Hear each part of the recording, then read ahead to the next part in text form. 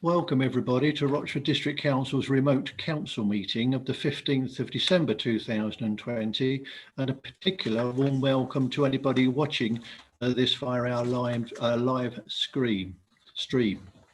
I shall take item 1 on the agenda, apologies for absence. I've received apologies from Councillor Burton. Are there any others? No? Thank you, members.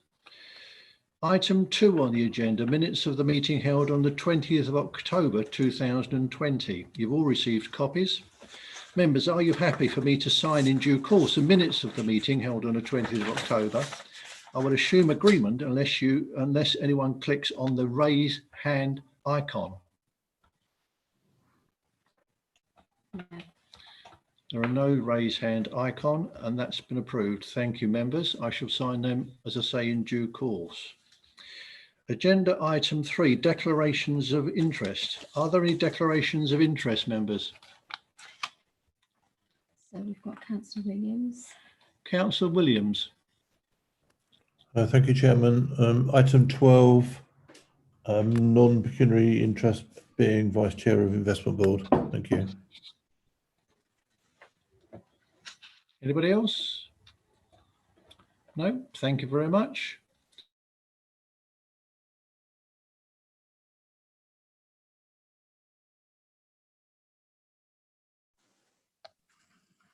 Chairman, I did have my hand raised.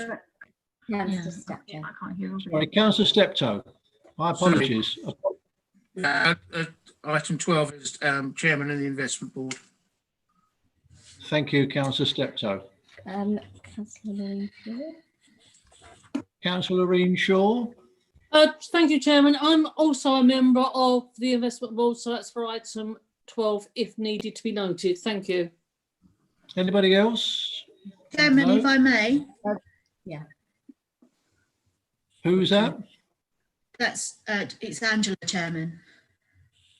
Okay. We don't have any interest from members of the Investment Board, bar the Chairman and the Vice Chairman. Thank you. Okay. No other interests to be noted, members? I shall go back to item 4, announcements from the chairman, leader or head of paid service. Members, I would like to take this opportunity to congratulate Councillor Tony Carter, who was shortlisted for the LGIU Local Government Information Unit 2020 Councillor Awards and was highly commended under the category of COVID-19 Hero.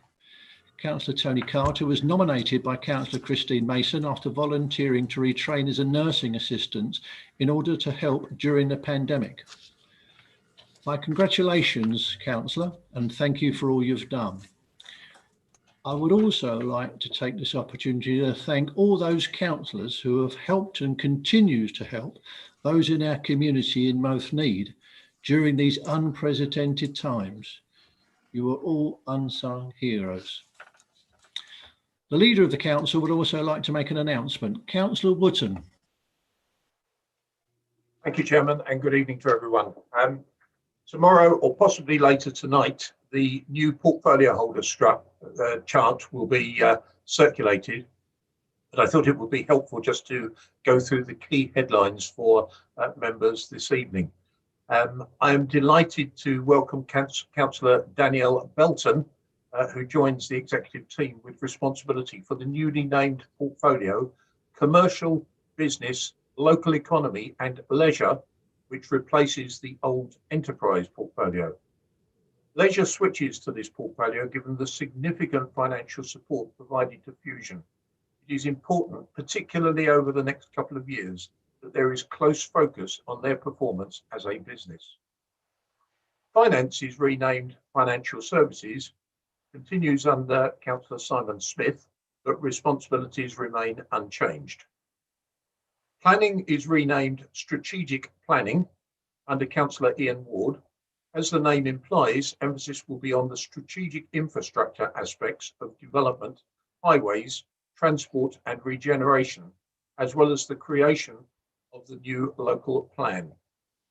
Environment is renamed Environment and Place under Councillor Arthur Williams, and it now includes the impacts of climate change and air quality in the district. Meetings to do with the River Crouch and coastal matters will now fall within this portfolio.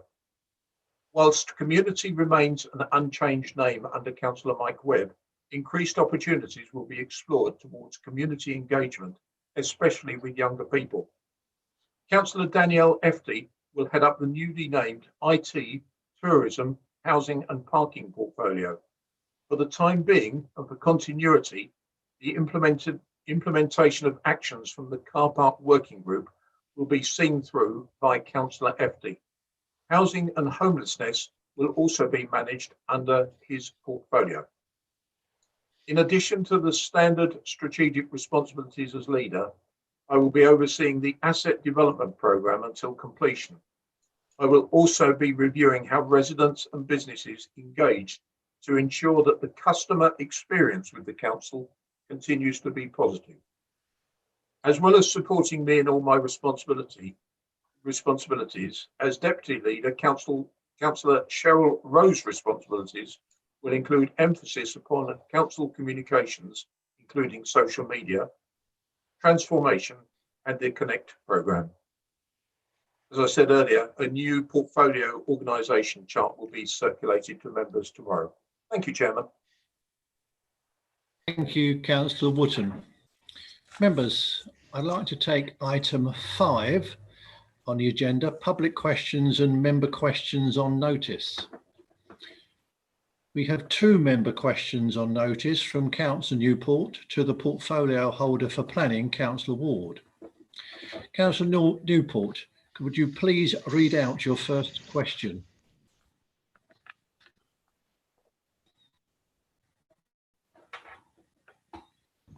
Can you just bear with me, Chairman, because I don't actually have access to my email. Just bear with me, sorry.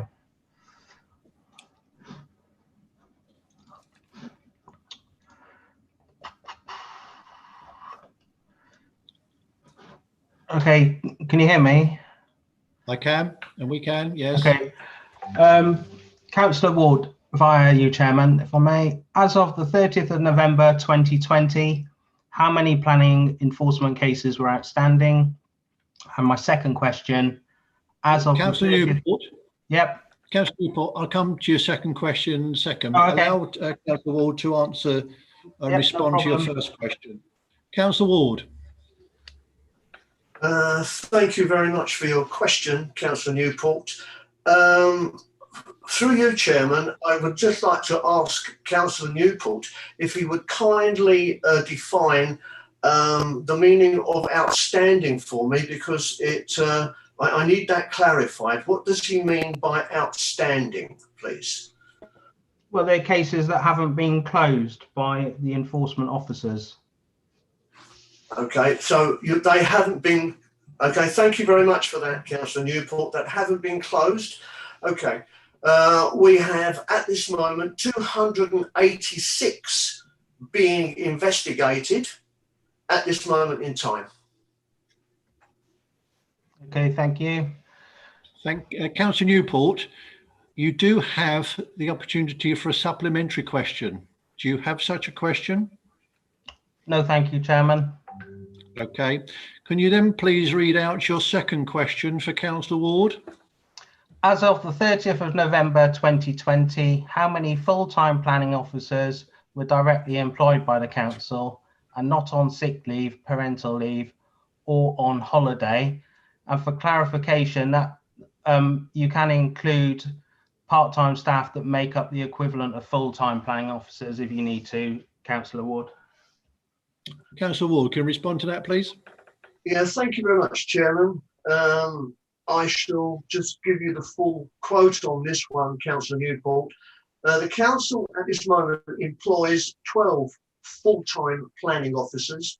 Of these currently, and I'll give it 0.4 full-time staff, which is 2 days, is on maternity leave, and they'll be returning on the 23rd of February 2021. There is 1 full-time planning enforcement officer, and there's a vacancy for that post. So realistically, we've got 12 full-time staff, including planning manager, 4 team leaders, 4 senior planners, and 3 planners. Thank you, Chairman. Thank you, Councillor Ward. Councillor Newport, again, you've got the opportunity of a supplementary question. Do you have such a question? No, that's fine. Thank you, Chairman. Thank you, Councillor Councillor Ward. Newport. Thank you. Members, that concludes item 5. I shall now take item 6 on the agenda, business from the last meeting. Members, does anyone have any questions relating to the business from the council meeting held on the 20th of October 2020? Could you please indicate by raising your blue hand icon? No such indication, members. I shall then take item 7 to note the minutes of the executive and committee meetings held between the periods 7th of October 2020 to the 30th of November 2020. Are these noted, members? I will assume agreement unless you click on your raise hand icon. No such indication, no such indication, members. That's noted. Thank you. Agenda item 8. To consider any reports from the executive and committees to council. Item 8.1, report of the review committee 2020/21 mid-year treasury management review. Councillor Sperring, Vice Chairman of the review committee, will introduce this report. Councillor Sperring. Thank you, Chairman. This is a routine update of the 2020/2021 mid-year treasury management review. As usual, it was very professionally presented, comprehensively so, by our 151 officer. Going from memory, Chairman, I don't think there were any issues raised from this report. And in 1.3 of the executive report, it is proposed that the mid-year report be noted by council. Thank you, Councillor Sperring. Members, are there any questions on this item? I can see no indication of such. Members, there is one recommendation at paragraph 1.3 of the report on page 8.1.1 that the contents of the Treasury Management mid-year report be noted. And I will assume agreement unless anyone clicks on the raised hand icon. I can see no such indication, members. That has been noted. Item 8.2, this is a report of the Review Committee Waste and Recycling Strategy. And again, Councillor Sperring, Vice Chairman of the Review Committee, will introduce this item. Councillor Sperring. Thank you, Chairman. This was a report to Review Committee on the Waste and Recycling Strategy following a working party review of the process and where we should go from here. It's probably one of the most in-depth working parties that I've ever been involved in. I think, as you can see from the report, it covers just about every aspect. It gave members of the review committee an ideal opportunity to raise a number of questions, which I believe were answered to members' satisfaction. As a result of all this, Chairman, at the end of the executive on page 8.2.2, there is a recommendation which I propose that the waste and recycling strategy be adopted by council.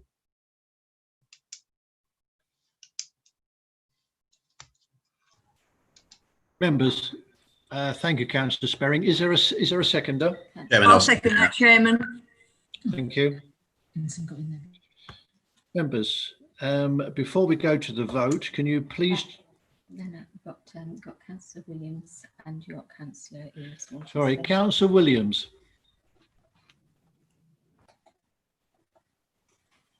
Sorry, Chairman, I put my hand up to second the motion. Thank you. Okay. Councillor Are there any other questions? Councillor Reeves. Councillor Eaves.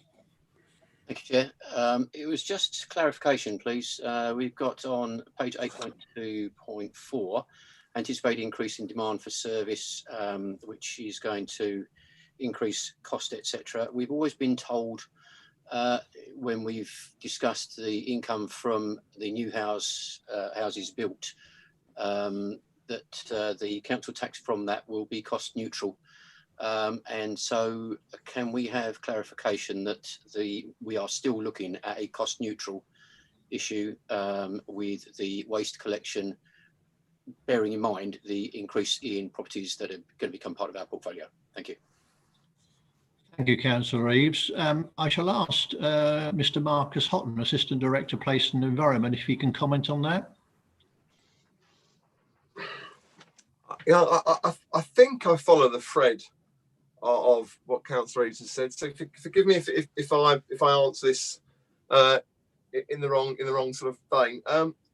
The costs to some degree will follow. Obviously, there is a council tax contribution from each property, but at times the cost of a contract doesn't necessarily follow the sort of the number of houses perfectly. So that there are times there are going to be costs that are stepped, whether we like that or not. So, for example, you'll get to a certain capacity in terms of vehicles, and you will need an additional vehicle, additional staff at that point. So the idea that it can naturally follow a neat curve is probably not completely true, but certainly, I mean, we would anticipate the council tax contribution to go towards running the refuse contract, but it won't necessarily completely marry up all the time, just due to that sort of stepping costs. So I hope that answers the question. Thanks. Thank you, Mr. Houghton. Any other questions, members? No one is indicating. Members, therefore, before we go to the vote, can you please check your raised hand icon and unmute your microphone? And let me know if you're not able to use the electronic raise hand. So everybody can use that raise hand. Joe McPherson's got a hand up. Who is it? Joe McPherson.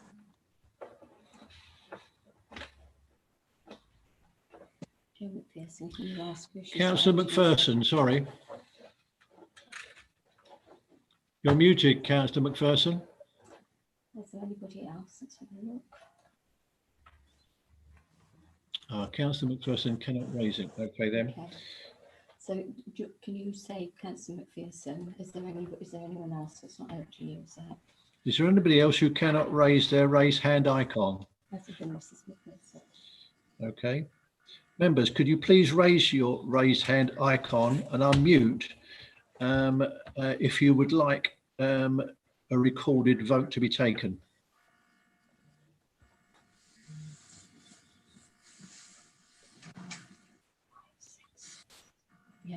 Yeah.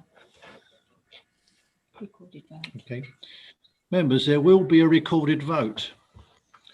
I shall therefore undertake a recorded vote, and when I call your name, please indicate if you wish to vote for the motion, against the motion, or if you wish to abstain from voting.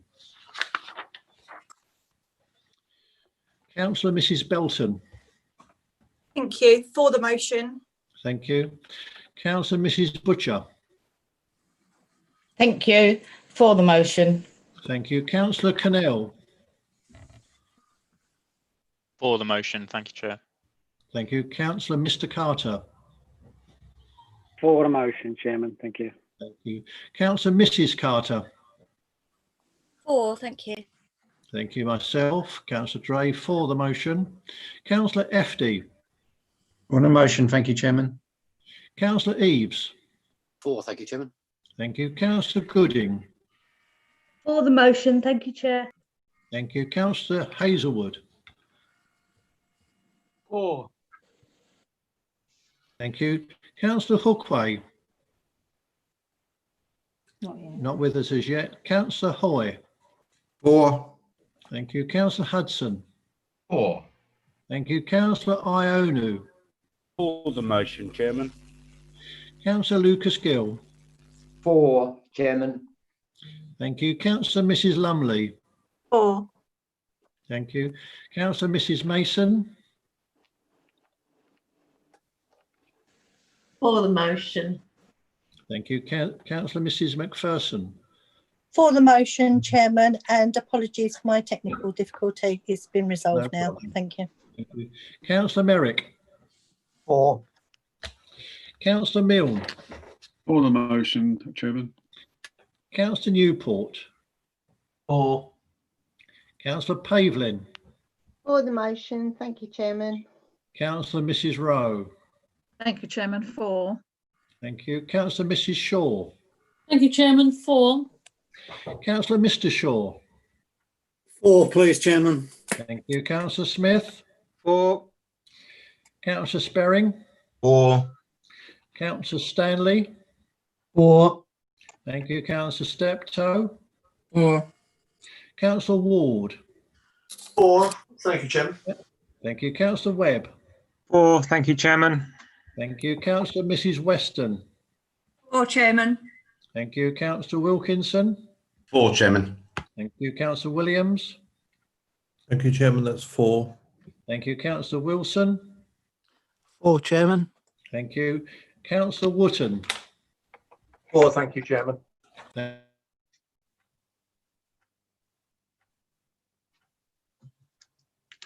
Thank you, members. That item is unanimously approved. Thank you.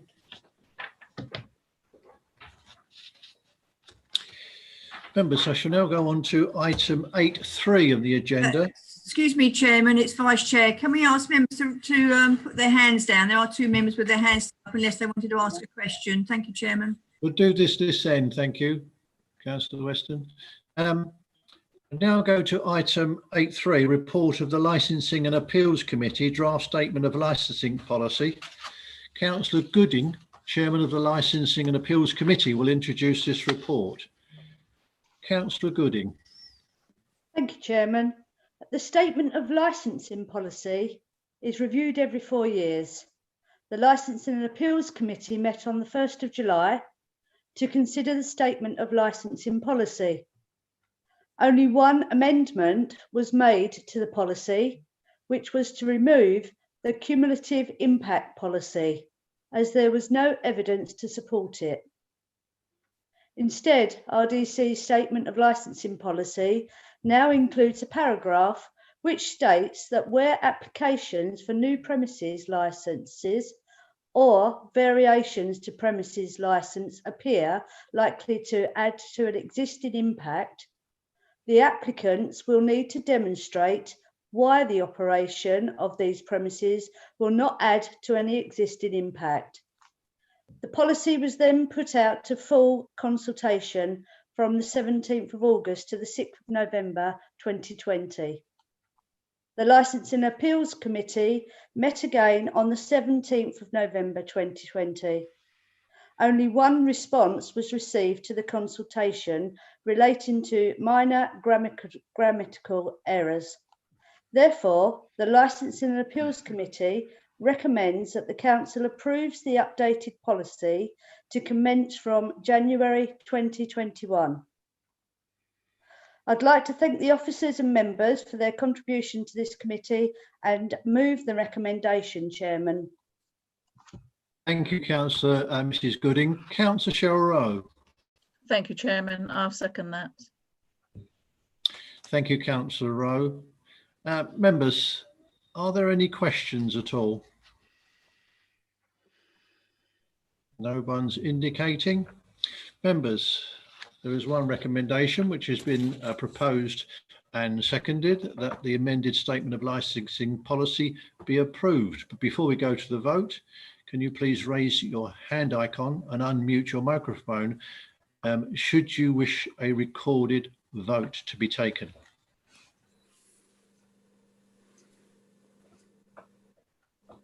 I recorded that. Okay.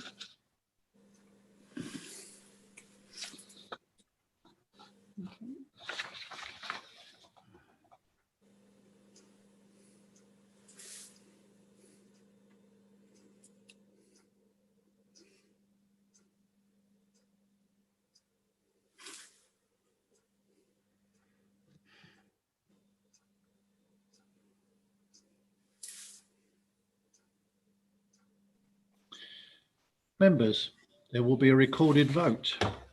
You know procedure. When I call your name, could you please let me know if you're for, against, or wish to abstain? Councillor Mrs. Belton. For, thank you. Thank you. Councillor Mrs. Butcher.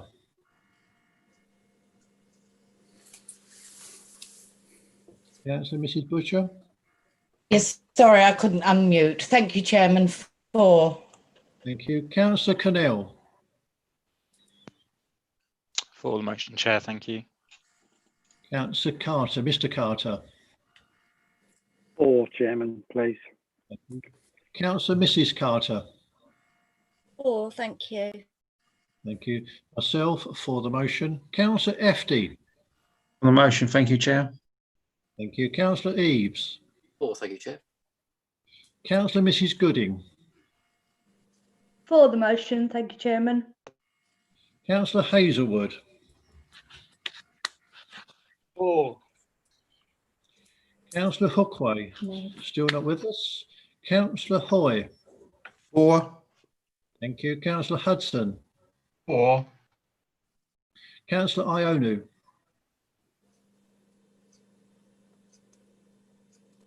Councillor Ionu. I'll come back to you. Councillor Lucas Gill. For, Chairman. Councillor Mrs. Lumley. For. Thank you. Councillor Mrs. Mason. For the motion. Councillor Mrs. McPherson. For, thank you, Chairman. Thank you. Councillor Merrick. For. Thank you. Councillor Milne. For, Mr. Chairman. Thank you. Councillor Newport. For. Councillor Mrs. Pavlin. For. Thank you. Councillor Mrs. Rowe. Thank you, Chairman. For. Thank you. Councillor Mrs. Shaw. Thank you, Chairman. For. Councillor Mr. Shaw. For. Councillor Smith. For. Thank you. Councillor Sperring. For. Councillor Stanley. For. Thank you. Councillor Steptoe. For. Thank you. Councillor Ward. For, Chairman. Thank you. Thank you. Councillor Webb. For, thank you, Chairman. Thank you. Councillor Weston. Chairman, thank you. Councillor Wilkinson. For, Chairman. Thank you. Councillor Williams. Thank you, Chairman. That's 4. Thank you. Councillor Wilson. For, Chairman. Councillor Wootton. For, thank you, Chairman. I'll go back to Councillor Ionu. Councillor Ionu? Yeah. I think he's left the meeting. Okay. I'll come back to you, member.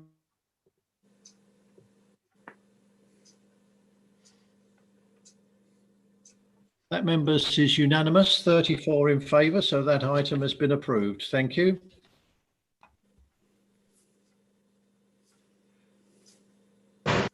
Members, I shall now take item 9 on the agenda, report on urgent decisions. Is this noted, members? Again, I will assume agreement unless anyone clicks on the raise hand icon.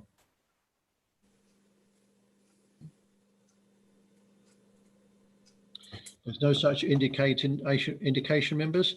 That has been noted. Thank you very much.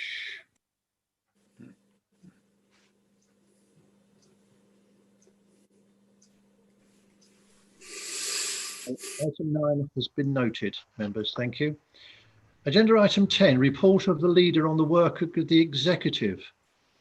Councillor Wootton will provide a verbal update to council on the work of the executive since the last full council meeting. Councillor Wootton. Thank you, Chairman. Members, the meeting has already received the minutes of meeting of the executive held on the 4th of November when the Q2 2020-21 financial management report was noted. I'm happy to provide an update for information purposes on business dealt with by the executive since then. At its meeting on the 2nd of December, the executive noted the plans for the recreation of the council-led Beagle event project and agreed that the portfolio holder with responsibility for tourism works with the acting managing director to achieve a suitable commemoration 2021. It also approved the extension of the current leisure contract with Fusion for a period of 3 years, taking it to the 31st of March 2025, with the following changes: the Freight House, the Mill Arts and Event Centre and Castle Hall to remain closed following the national enforced closure between the 5th of November and the 2nd of December. Portfolio holder decisions have been taken that have agreed the suspension of parking charges in all council car parks on Saturdays during December prior to Christmas. Responded to the planning for the future government consultation. Agreed the Authority Monitoring Report 2019-2020 publication as part of the Council's evidence base for planning, and published the Housing Delivery Test Action Plan 2020.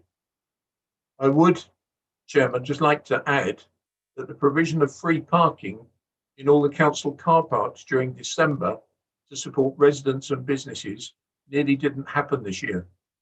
A decision calling notice was submitted at the last moment. After drawing attention to the fact that this would stop the decision being implemented, I'm absolutely delighted to say that the call-in was hastily withdrawn and residents have the benefit of free parking on Saturdays through December, and that will obviously give benefit to our business as well. Thank you very much. Thank you, Councillor Wootton. I shall now take members item 11, motions on notice. Members, there are 4 motions on notice. The first motion on car parking for NHS staff and social care workers is set out in paragraph 1.2 of the report. Councillor Hoy, would you like to summarise and speak on your motion on notice? Thank you. Yes, thank you, Chairman. I will do. I'll just call it up. During the pandemic, council officers took a decision to not charge NHS staff and social care workers for parking in the council-run car parks. Whilst we wholly support this decision, we believe that it is fundamentally a policy decision and as such should be ratified by members. We propose that 1, the action taken by officers in not charging NHS staff and social care workers for parking in the council-run car parks is formally ratified by council as a member decision rather than remaining in the remit of officers. 2, all NHS staff and social care workers may park for free in all Rochford district-run car parks upon displaying supporting official evidence on the vehicle. This will be effective until it is reviewed by the first council meeting of the municipal year of 2021-22. Thank you, Councillor Hoy. Councillor Wilson, will you be seconding that motion? Yes, I am, Chairman. Thank you, Councillor Wilson. Members, are there any questions? Councillor Mrs Mason. Thank you, Mr Chairman. I was hoping that you'd ask if we had any questions on the Chairman's report, but you didn't. But as it's slightly linked to this subject, I'll bring it up. As I understand it, the call-in that was for more than just the Saturday parking that we've done every year. And I think one of the concerns that was expressed was the fact that we know when Christmas is, and most years the council seems to forget and bring this as an emergency notice, and it shouldn't be. The car parking should be done in a timely fashion. And I understand the members that put the call in wanted to give greater freedom to and greater savings for our residents, not less. So that's clarity on that. And I would certainly support this motion. I think it's an important one and it's one that we should be supporting. We hear a lot about the support the NHS, help the NHS, look after our emergency workers, but let this council do something proactive rather than reactive, and I would certainly support this motion. Thank you. Thank you, Councillor Mrs Mason. Councillor Efty.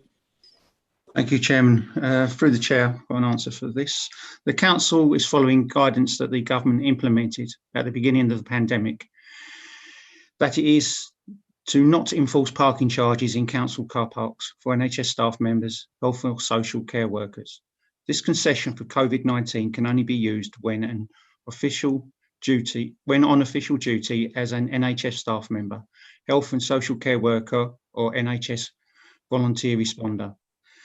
This will be kept under review by officers and myself as the portfolio holder. The motion put forward by some of the members of the minority party seems premature, as this guidance from government is still in force, and to attempt to make political capital and actions taken during the pandemic is inappropriate. And for that reason, I'll be voting against this motion and in favour of council officers following government guidance with no political impediment. Thank you, Chairman. Thank you, Councillor FD. Councillor Wilkinson. Thank you, Chairman. I had two questions. I think Councillor Efty's just answered one, because I was going to ask why we're only supporting NHS staff and not everybody, but I'm guessing from what Councillor Efty's just said, it's because that's what the government guidance is. My second question was going to be around the governance for this, really. I put my hands up and say I don't know. I'm guessing that this policy that this motion is trying to sort of support is already in place. And it's more of a question of whether it was done correctly by officers or whether it should be done by members.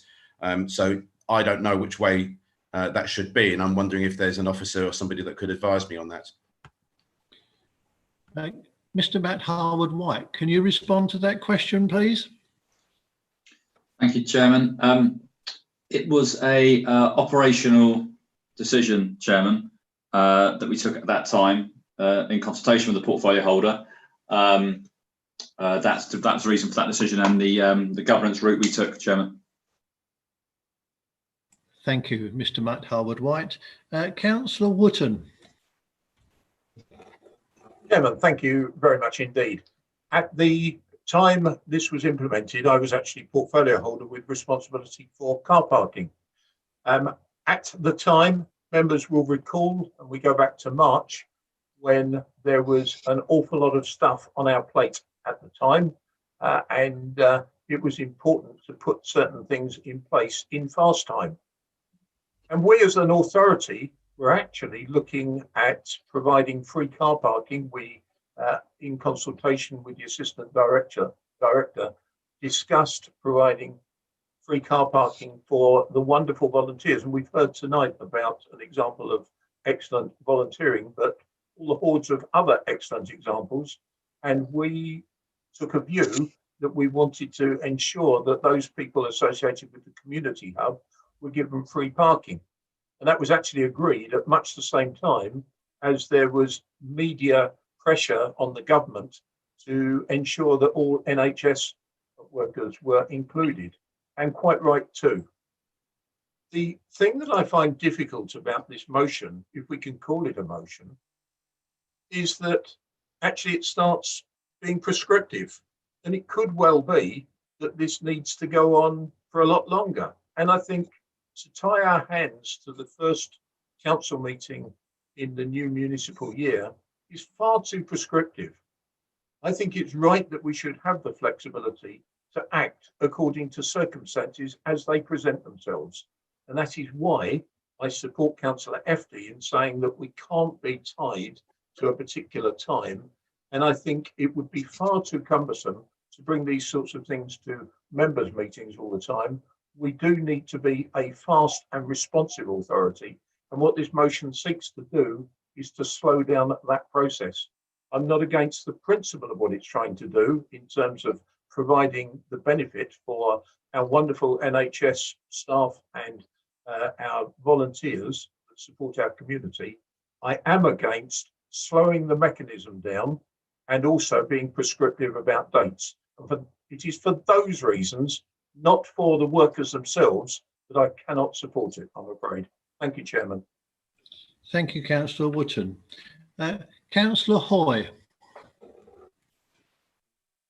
Thank you, Chairman. I was going to come in towards the end, and I seem to have clicked my hand anyway, so I may as well speak now. I'm disappointed in the comments by Councillor FD. There's no need to to make statements like with political capital.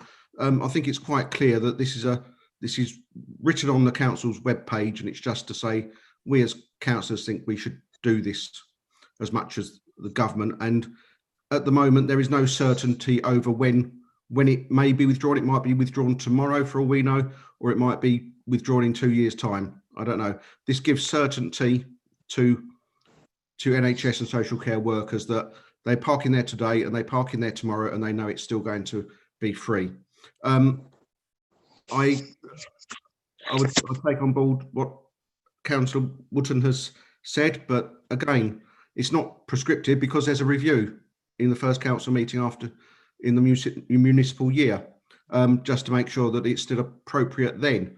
I think too many of our policies are open-ended and can be forgotten, and this is a way that we don't forget that this is here, and it can be reviewed yearly or every other year. It doesn't matter, and I'm very disappointed that it would appear that the Conservatives aren't going to support this.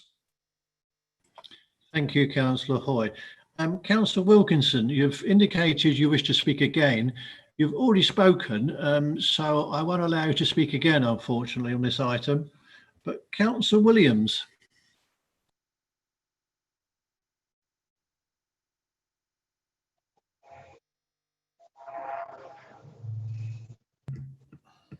Sorry, did you hear that? No, Councillor Williams, can you Try speak? again. Thank you, Chairman. I fully support Councillor Wootton's and Councillor Efty's comments on this. I'm not sure if it's appropriate, but I need to let you know of a non-pecuniary interest in the fact that my wife and my daughter both work for the NHS and do receive free parking at the moment. Thank you. That will be noted, Councillor Williams. Members, no one else is indicating they wish to speak. Members, can you please check your raise hand icon? And if you're not able to use electronic raise hand, please unmute your microphone and let me know. I will then look out for a manual raised hand from you. Chairman. Member, who is that? Councillor Stanley. Will there be a recorded vote on this, please? We're just about to have that decision made, Councillor Stanley. Please be patient. Sorry. Members, if anyone would like a recorded vote to be taken, please click on the raise hand icon. Chairman, it's Councillor Iwama here. I have got problems raising the hand and I would like to have a recorded vote. Thank you, Councillor Ionu.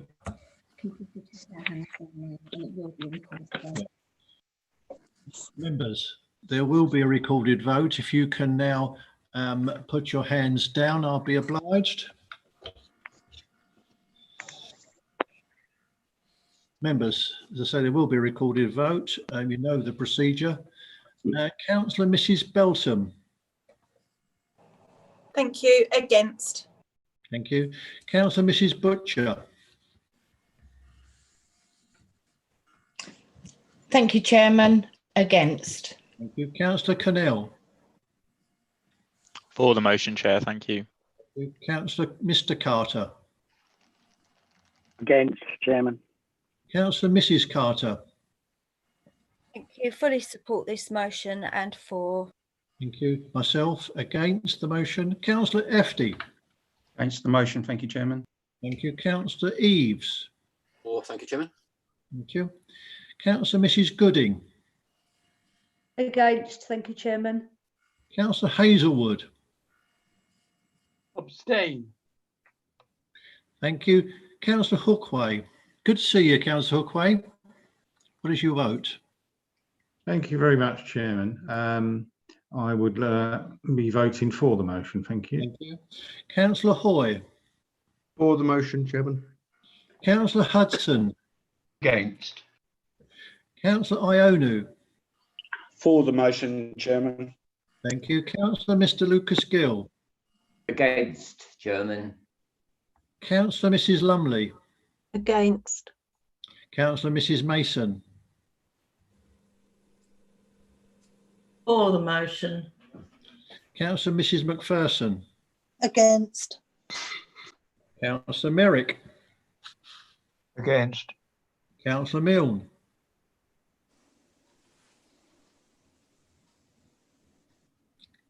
Councillor Milne, Against. Councillor Newport.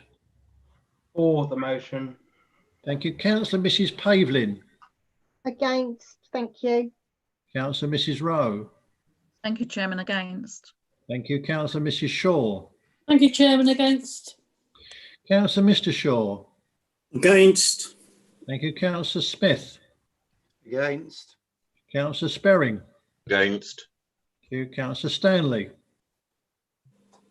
For the motion. Thank you. Councillor Steptoe. Against. Thank you. Councillor Ward. Against. Thank you, Chairman. Thank you. Councillor Webb. Against. Thank you, Chairman. Councillor Mrs Weston. Against, Chairman. Councillor Wilkinson. On the basis I still have unanswered questions, I'm going to abstain, Chairman. Thank you. Councillor Williams. That will be against. Thank you, Chairman. Councillor Wilson. For, Chairman. Thank you. Councillor Wootton. Against, thank you, Chairman.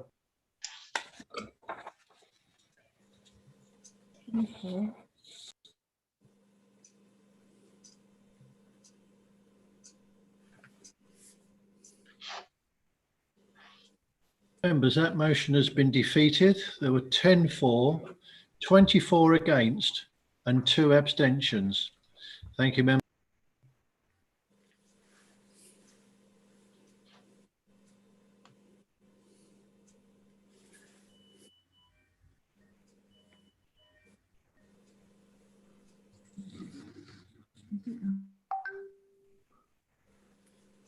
Chairman, if I may, can you check those figures, please, because I didn't add up.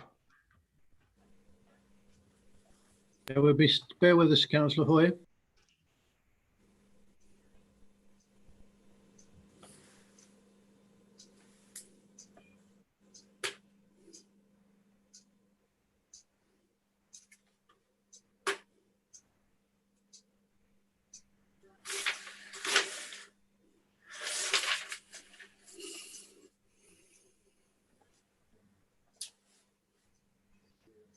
Councillor Mr Hoy, Councillor Burton is an apology, so it does add up. 10 for, 24 against, and 2 abstentions. Sorry, I made it 36 people voted, but on a different point, before Councillor Hookway was here, you said there were 34 voting on a previous vote, and now he's here. He's still only 34. That was because Councillor Ione wasn't here at that particular time, Councillor Hoy. Right, thank you. I think it's, for people watching, I think we need to clarify these votes much more clearly. Thank you.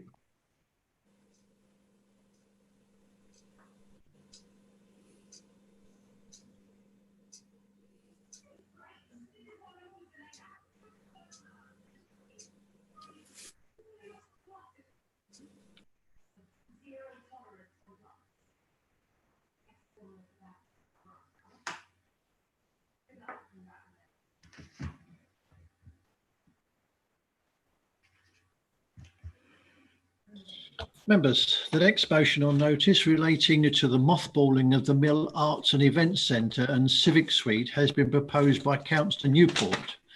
Councillor Newport, would you like to summarise and speak on your motion of notice, please? Thank you, Chairman. The council is currently in the process of mothballing the Mill Arts Centre and the Civic Suite, both in Rayleigh. This council is requesting that officers explore the possibility of using these buildings to provide either of the following with an interim formal report at the next full council. 1. Accommodation for new, small and emerging business on affordable short-term rents, including shared office space with flexible rental arrangements. This will allow businesses to see if the business is viable and also allow for startup businesses easy, affordable access to the high street.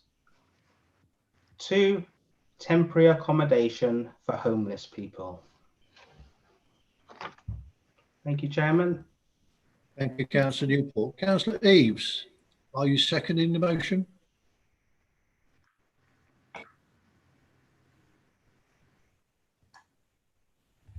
Councillor Eaves?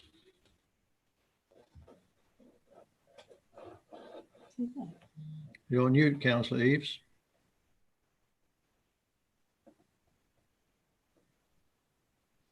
Councillor Newport, do you have a seconder for this motion, please? Councillor Wilson? Wilson has his hand raised, Chairman. Councillor Wilson, you've seconded it. Yes, thank you. Thank you, Chairman. In the absence of Councillor Reid, I would like to second this motion. Thank you, Councillor Wilson. Councillor Wootton? Chairman, thank you. This item under the motions section suggests that the Mill Arts and Events Centre and the Civic Suite could be used for two purposes. Accommodation for new, small and emerging businesses on affordable short-term rents, including shared office workspace with flexible rental arrangements and/or temporary accommodation for the homeless people. However well-intentioned, both these ideas are impractical, and I will explain why. A few weeks ago, and as a result of the pandemic, the council faced a very difficult decision to focus on keeping our most popular leisure centres open, but that meant, regrettably, that we had to close the events venues, which included the Mill Arts and Events Centre. The significant costs, which ultimately have to be borne by our residents, who are council taxpayers, could not be justified. This site and the Civic Suite are part of the council's asset delivery programme, which schedules them for redevelopment. In the case of the Civic Suite, this is due to start in autumn 2021, less than a year away. For the Mill Hall, the redevelopment of the site is currently scheduled to commence in autumn 2022, less than 2 years away. I can assure members that the council is very aware that although a brand new, purpose-built, multifunctional community centre is planned for Rayleigh, which incidentally will be much more attractive to many community groups, where the hire of such large halls is at present not practical. The closure of the current Mill Hall will in the meantime, and for reasons solely due to the pandemic, leave a significant gap for our residents. And for that, I am truly sorry. Recognising this, at the executive meeting of the 2nd of December, members gave a commitment to bring forward the timeline for the development of the new standalone community building. Discussions are ongoing, and I hope to be able to make an announcement soon. But I am optimistic that the upside of having to close the Mill Hall sooner than we would have liked may enable us to bring forward the opening of the new centre by possibly as much as a year. That means summer 2022, just over 18 months away. Also, I am pleased to tell you that we are currently in conversation with the NHS about how we can assist in the rollout of COVID-19 vaccination centres, and whether any of our civic sites, including the Mill Hall, can, on an interim measure, be useful in the national approach to combat this terrible virus. If we were to seriously contemplate carrying out what this motion is proposing within the very limited time available before the sites are redeveloped, as per the asset development programme, a major conversion programme would have to be undertaken with all the time and work that would entail in order to meet the required standards to lease the space on the commercial market. Furthermore, having done some financial estimates of such a scheme, the irrecoverable costs of such a project for such a limited period of time could amount to up to £1 million. The creation of accommodation for the homeless would further add to the cost, given the need for additional building regulation and housing licensing requirements. Change of use would also be required. Quite separately, the authority has already entered into long-term lease agreements to provide 2 local temporary accommodation sites. And our focus is now on the delivery of settled, affordable accommodation. So in summary, Chairman, in the limited period of time available, to formulate a business case, deal with planning and meet other regulatory requirements, and do the conversion works, the idea is just not feasible. Whilst it may be politically opportunist, rather than having a strategic approach to supporting businesses and the homeless in our district, of which this administration has a good and proud record, this idea is a classic example of knee-jerk reality of what, heaven forbid, would ever happen if our opposition members were in charge of this authority. Not surprisingly, therefore, Chairman, I cannot support this motion. Thank you. Thank you, Councillor Wootton. Councillor Webb. Thank you, Chairman. I would just like to echo the comments that Simon Wootton has made, particularly in reference to the outstanding work that we have already done in our district to support the most vulnerable in society. Indeed, we already have facilities available for those that need temporary accommodation in terms of Francis Cotty Lodge and at the King's Head as well, both of which have been used very effectively to support those who need temporary accommodation and who have previously been sleeping rough on our streets. Indeed, during the COVID pandemic, the Housing Options team picked up 10 individual rough sleepers and all were accommodated within our district. We continue to be vigilant in our commitment to end rough sleeping locally, and I'm pleased to say that at the moment, with the buildings that we have within the district, we are able to meet that need. Thank you, Chairman. Thank you, Councillor Webb. Councillor Wilkinson. Thank you, Chairman. I think I know what the answer to the first of these two questions is going to be, because of what the leader has just said. And I've also had a conversation with Matt Harwood-White myself regarding this when I saw this motion. My first thought is the cost to the council to actually do this, because it's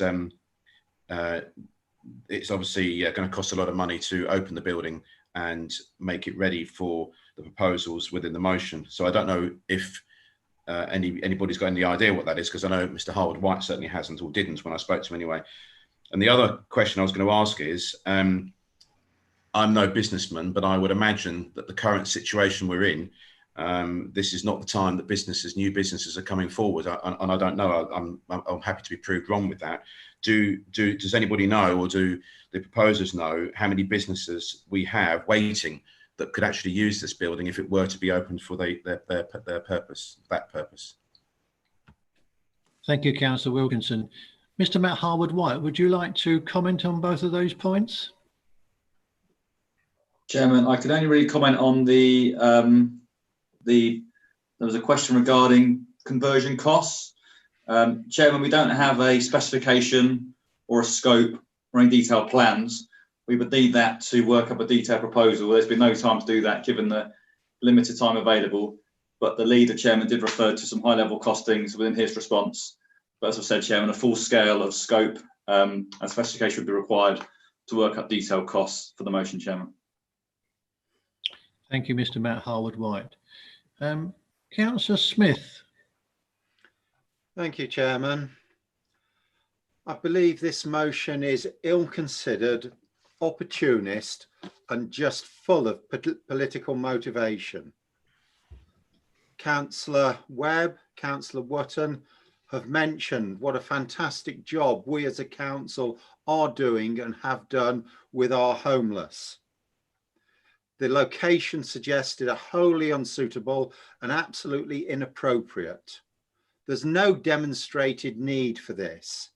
I can only presume that without consideration of the facts, the motivation behind this is to create perhaps Rayleigh or the district as a homeless hub for a wider area. And I'm presuming that the car parks will be the hub for the homeless traveller population as well. There's no way I can support this. Thank you, Councillor Smith. Councillor Eaves. Thank you, Chair. Apologies for the IT problem I had earlier on. My computer decided to lock me out just shortly over there. Two things, really. I am a businessman. I have been in business for a number of years, and I do see opportunities at the moment. The biggest problem that there is for people who are actually starting business at the moment, the expense would be extreme. The thinking behind this is that the expense actually is kept down, and we are encouraging businesses, and there will be people who are actually made redundant, for instance, who will be having ideas as to what they should be able to do with their future. They may have ideas that may float, may not. But without help, they will not be able to find out whether that will actually happen. The comments that have come so far have been very much on the homeless sort of side of things. I think the homeless side of things has been overstated, if I'm honest.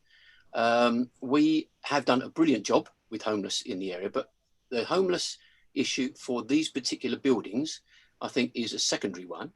I think the actual idea of promoting new businesses, especially to help businesses with what would be the extreme cost involved with setting up a proper business on High Street, is actually an idea that is worth working on. I actually had this idea a few weeks ago, and I've been wanting to speak to portfolio holder and officer, but due to work commitments, I just have not had the time.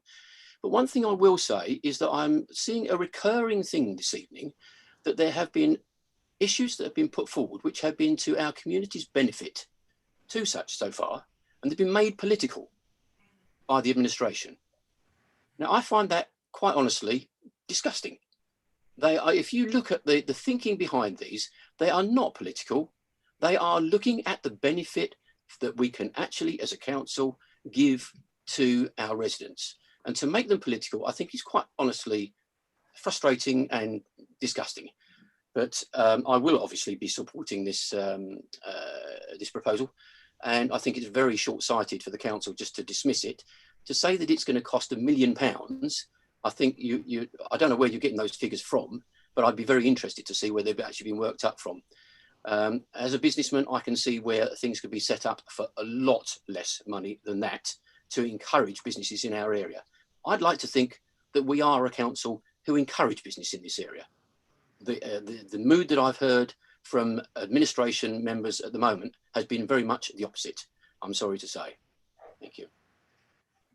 Thank you, Councillor Reeves. Councillor Hookway. Thank you, Chairman.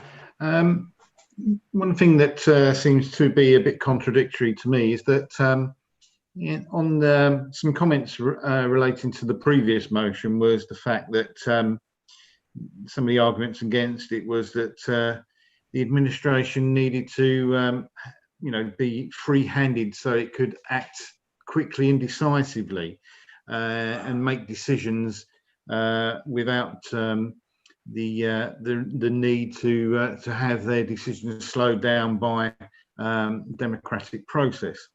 But yet on this matter, where there was an opportunity to be forward-thinking and to act quickly and decisively and use assets for what was ultimately in the motion a short-term benefit, as it seems to be got the complete opposite concept, where the administration is lumbering, slow and slow to react to a situation which needs our communities need help, especially the small business side of things.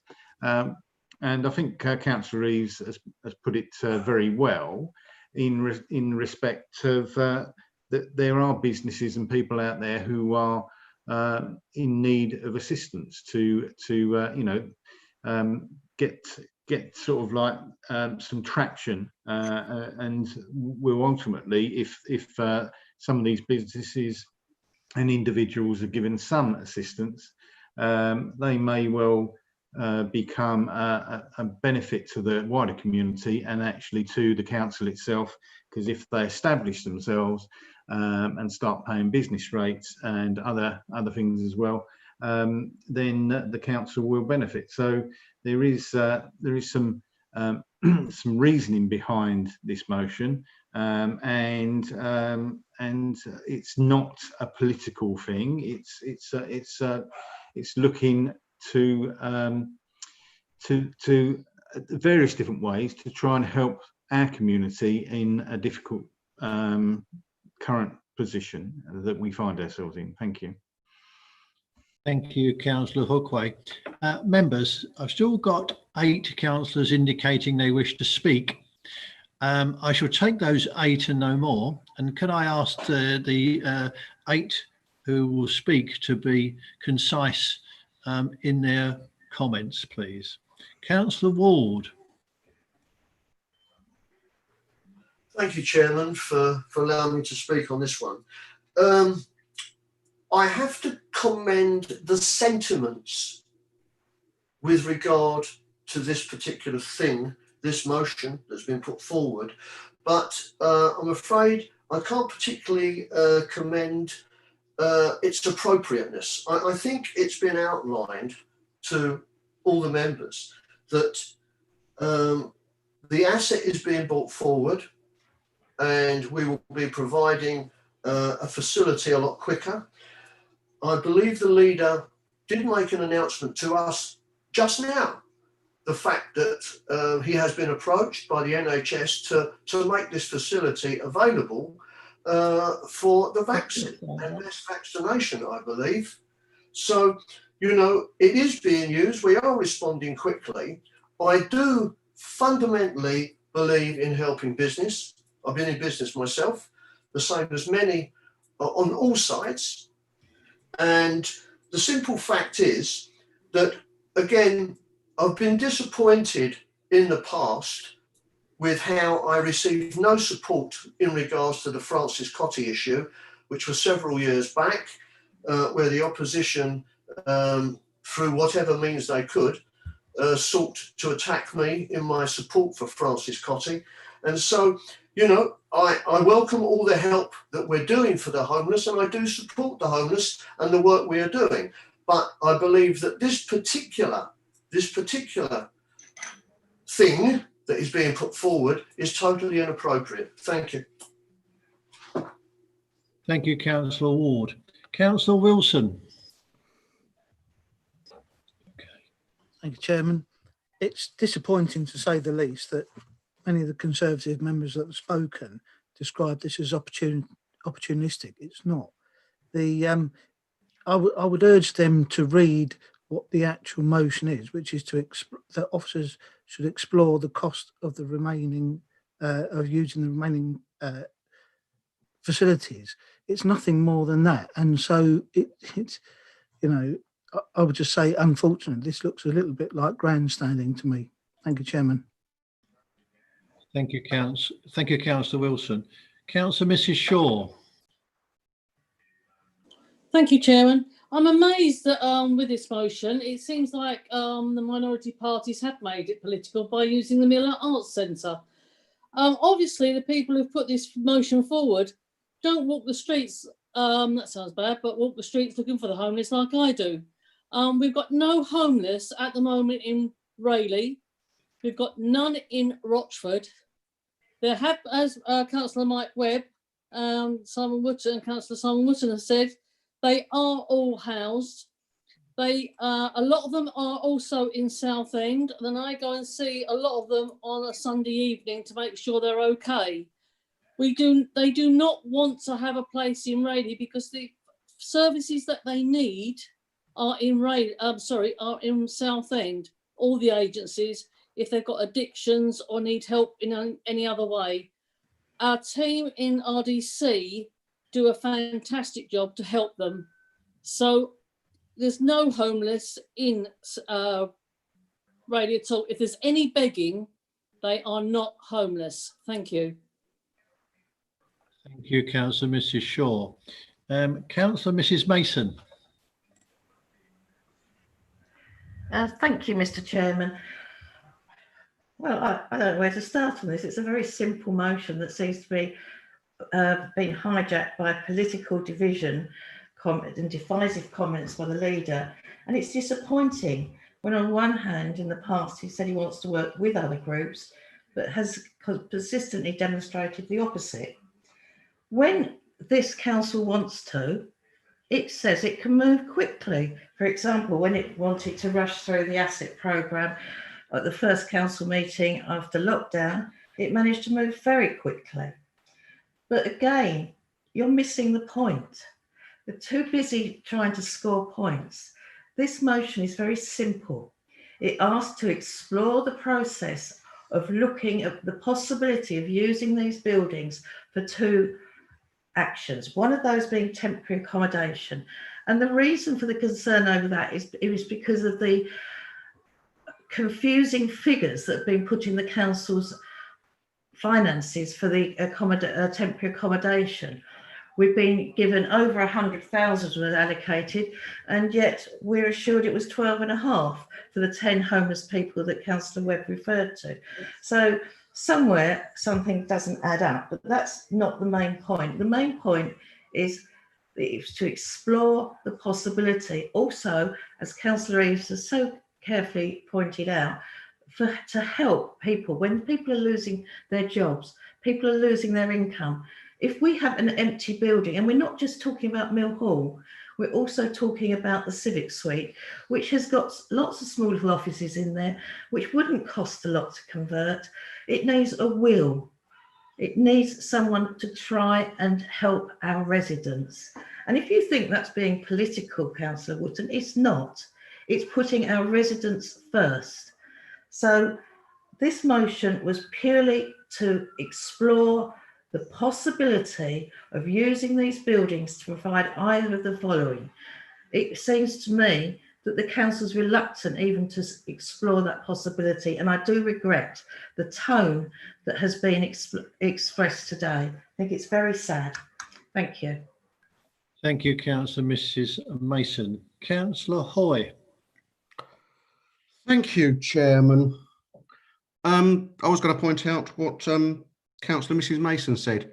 This is a motion to explore the possibility. I do wish councillors and officers would read the motions we put forward. If they did, they would understand that. They have spoken to a motion that says we will use these, which is clearly not what is stated in the motion. After all these years, I still try to come to these debates with the hope that we will have a high level discussion about them without any grandstanding, without any politics, to actually bring to residents our thoughts and our beliefs and our hopes. But so often we as minority groups are just shot down. Perhaps and hopefully you do have a good debate in your Conservative group meeting about this and you explore both sides properly and thoroughly.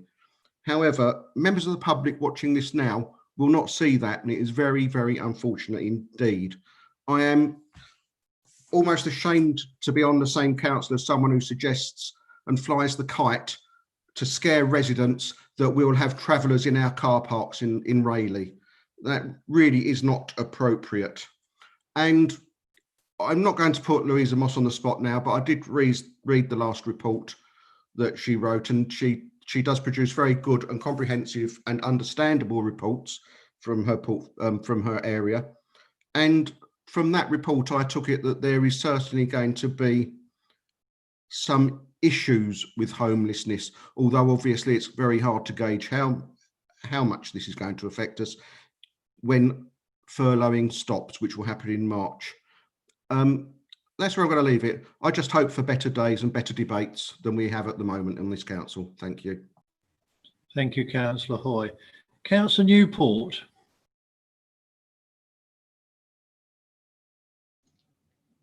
Thank you, Chairman. Yeah, I can only say that I've been very disappointed with the comments I've heard tonight, particularly from Councillor Wootton, given the fact that in a meeting I sat with him before, talking to businesses in Rayleigh before he became leader. He said he only wanted to hear positive comments, but all I could hear from him tonight was negativity. It just seems as if Conservatives simply want to stifle economic growth in our district.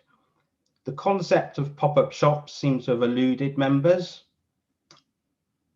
£1 million, I don't know where this figures, what hat this has been pulled out of. We've got no detail on where this £1 million has come from to set up any type of pop-up shops or any indoor market in the Mill Hall. And I think to quote a figure without any basis or evidence, I think, well, I'd actually like to see the figure. The traveller concept in the car park. Well, if you get travellers in the car park, that's due to the failure of the Conservatives to deliver any traveller sites. So if we want to play politics, we can, but I don't think there was any need to play politics with this. As other councillors have said in the minority groups, I read the motion slowly. It says explore the possibility of using these buildings. That is all we were asking for. Explore. It wasn't to say this is what we need to do, but also we'll have costs incurred by leaving those buildings empty. We've got security to worry about. What will empty buildings bring? They could bring rough sleepers, they could bring arson, who knows? To occupy the building while it stood empty, surely in my mind is a good idea. And also it will help plug gaps in the MTFS for the future. We need to grow the economy. Councillor Ward knows that I'm very enthusiastic about business, and I actually will have a lot of input into the work that he's doing. And I really hope this isn't a sign of things to come. Thank you, Councillor Newport. Councillor Stanley. Thank you, Chairman. And through the Chairman, I'd like to say how aghast I am with the representatives of the council. All of the council is representing the residents, not just part of the council, not just those few, but is it all of us? Whether we are politically minded in different spheres, that's besides the point. The point is the residents have voted for us and we are doing our best for the residents. Now, as has already been said, and I really do take umbrage about this political side of things. This council has got members and the members put forward ideas. And if we don't put forward those ideas and get together and talk about these things, it will never get done. And I'm aghast to think that this is the way the leadership is going. I think it's a deplorable situation. Thank you very much. Thank you, Councillor Stanley. Last speaker on this item, Councillor Mrs. Belton. Thank you, Chairman. I just want to make a few points, and I'm not speaking from a place of politics, but from knowledge and experience. I'm also a businesswoman, have been for many years, and I am a landlord of many small businesses. Many businesses rent office space from me. Now, what I have seen this year is actually most businesses, many businesses are looking for ways to work from home. They are not looking for small offices to rent short term or long term. They are looking for ways to cut their overheads altogether. And whilst I fully understand the proposal and I fully understand the reasons behind it and the suggestions behind it, I really don't think there's actually a demand for it. We are seeing businesses look for other ways to run themselves. I work with many businesses locally, and a lot of them have taken their business online, again, to cut overheads. I'm interested to know why everybody, or on the minority, they feel there's a demand. And I understand that you just want to look at the possibility or explore the possibility. But what I would say is there's currently a working group going on exploring what local business needs. And Councillor Newport, you are one of the members on that working group. And would it not make more sense that we explore what those businesses actually need and require before making suggestions to have council officers looking into something that there possibly is no demand for whatsoever? Many councillors have explained that there's no demand for the homelessness side of things. And from my experience as a businesswoman, as a business landlord, there isn't a huge demand for small office spaces in the high street or otherwise. Thank you. Thank you, Councillor Mrs. Belton. Members, we've had a good debate on this subject. I will now put it to the vote. Members, can you please check your raise hand icon? If you're not able to use the electronic raise hand, please unmute your microphone and let me know. I will then look out for a manual raised hand icon. Members, if anyone would like a recorded vote to be taken, please click on the raised hand icon now, please.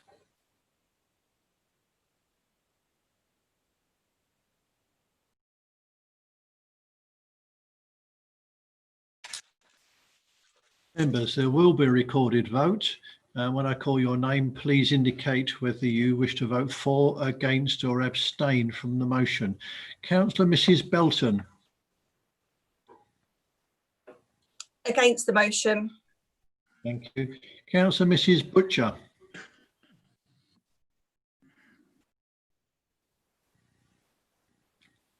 Councillor Mrs Butcher. I'll come back to you. Councillor Connell. For the motion, Chair, thank you. Councillor Mr Carter. Against. Councillor Mrs Carter. Thank you. Fully support and for this motion. Myself, against. Councillor Efty. Against, thank you, Chair. Councillor Eaves. For, thank you, Chair.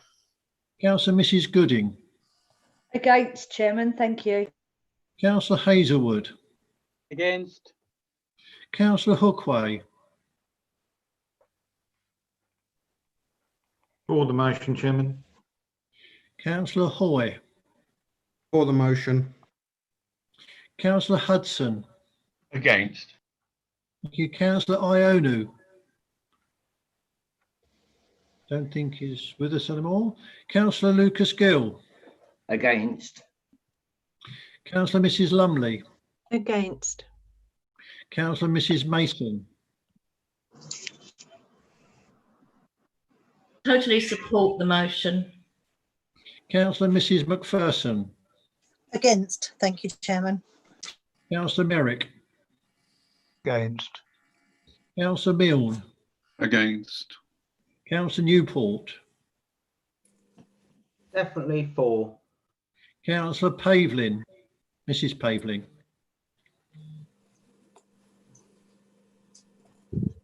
Councillor Mrs Pavlin. On mute, Carol. I'll come back to you, Councillor Mrs Pavlin. Councillor Mrs Rowe. Thank you, Chairman. Against. Councillor Mrs Shaw. Thank you, Mr. Chairman. Against. Councillor Mr Shaw. Against. Councillor Mr Smith. Against. Councillor Sperring. Against. Councillor Stanley.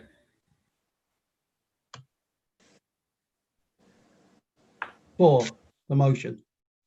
Councillor Steptoe. Against. Councillor Ward. Against, thank you, Chairman. Councillor Webb. Against, thank you, Chairman. Thank you. Councillor Mrs Weston. Against, thank you, Chairman. Councillor Wilkinson. For, Chairman. Thank you. Councillor Williams. It's against, thank you, Chairman. Councillor Wootton. Against, thank you, Chairman. I'll come back to Councillor Mrs Butcher. Councillor Wilson first. Oh, Yes, sorry, Mr. Chairman. Thank you. Against. Councillor Wilson. For the motion, Chairman, a point of order, there's a lot of background noise as well when you speak. Thank you. Okay, I don't think that's a point of order, but we'll try and do something about that, Councillor Wilson. Councillor Mrs Pavlin. Could I have your vote, please, Carol?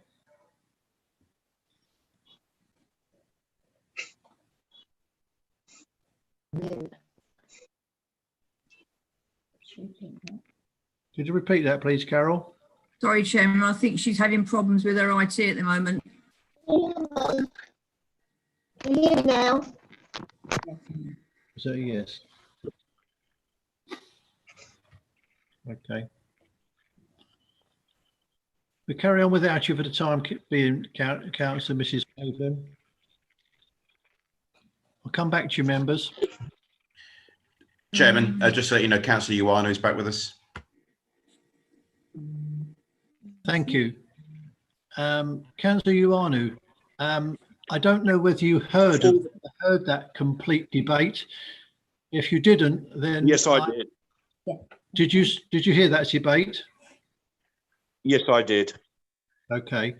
Can I have your vote then, please, for, against, or abstain? For the motion to investigate further That will do. Thank you, George. due diligence. Councillor Mrs. Pavlin. Can we have your vote, please?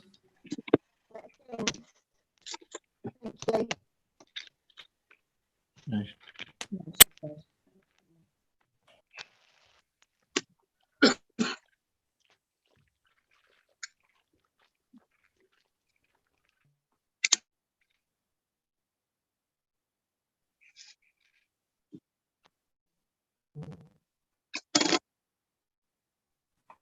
Members, that motion has been lost. Oh, hold on.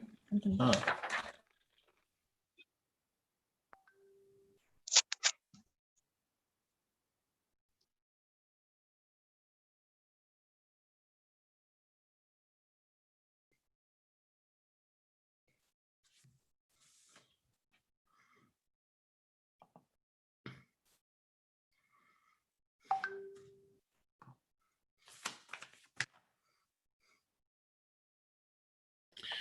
Members, that motion has been lost. 11 votes for and 24 against. Unfortunately, we couldn't decipher Councillor Mrs. Pavlin's vote, but that does not make a difference. So thank you, members.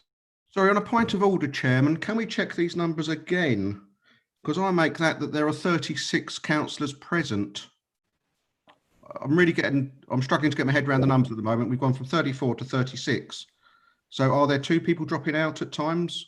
I'm just slightly confused. Dropped out, Carol.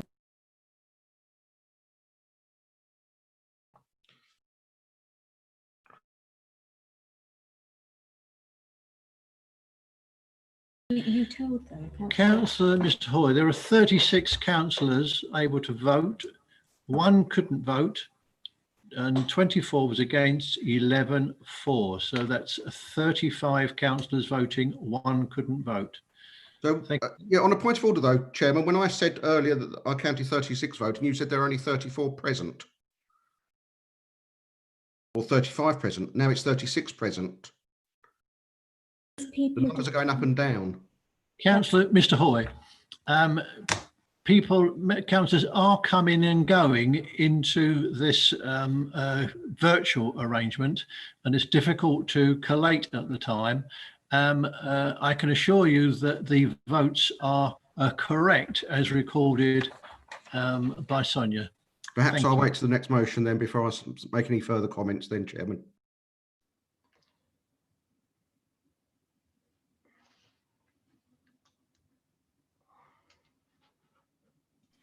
Mr. Chairman, can I just ask for a point of clarification?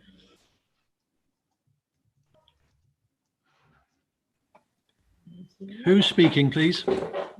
Councillor Christine Mason, I had my hand up, but you obviously couldn't see it. Can I just ask for a point of clarification? I accept what you're saying, that members are in and out, and because of the difficulties with the technology that I'm sure we're all familiar with, that it makes the counting slightly difficult. But you've just given us a vote and said that one member, you couldn't get her vote. How is that vote being recorded, may I ask? Is it going to be recorded that we were unable to register the vote, or will it be recorded as an abstention, or will it be recorded as a I don't want to vote? I mean, we have so many categories now. I'd just like some clarification on that, please. It would be unable to verify her vote. Thank you, Mr. Chairman. Thank you. Thank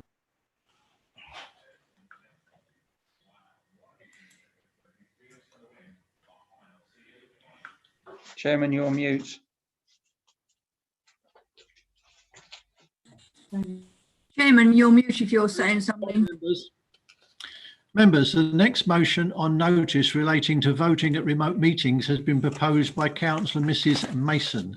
Councillor Mrs. Mason, would you like to summarise and speak on your motion on notice, please? Councillor Mrs. Mason. Thank you, Mr. Chairman. Yes, this motion is an attempt to assist the administration. So I do trust it will be received in the manner that it is presented, and that no more political grandstanding will be demonstrating. demonstrated again. I shall read the motion out for clarity. When a question was raised in full council with officers about the number of declared votes not corresponding to the number of members present, the monitoring officer ruled that there were 4 categories of votes: for, against, abstain, and no wish to vote. So the anomaly was put down to the fact that someone didn't want to register their vote. It was explained in full council that members were not obliged to vote, and thus the apparent miscounting. In the chamber, the public could see if members voted or not. When we moved to Zoom meetings, the previous managing director, set up a protocol that again made members' votes transparent to everyone watching. Full council then decided that the number of members voting in each category would be recorded, which I'm sure I totally agree with.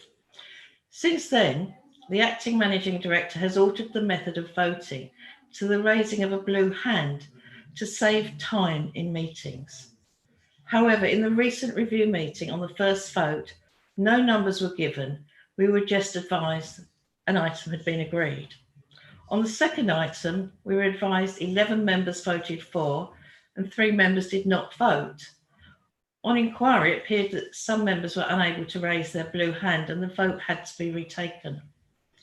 It was then stated that 13 members voted for and there were no votes for and no abstentions.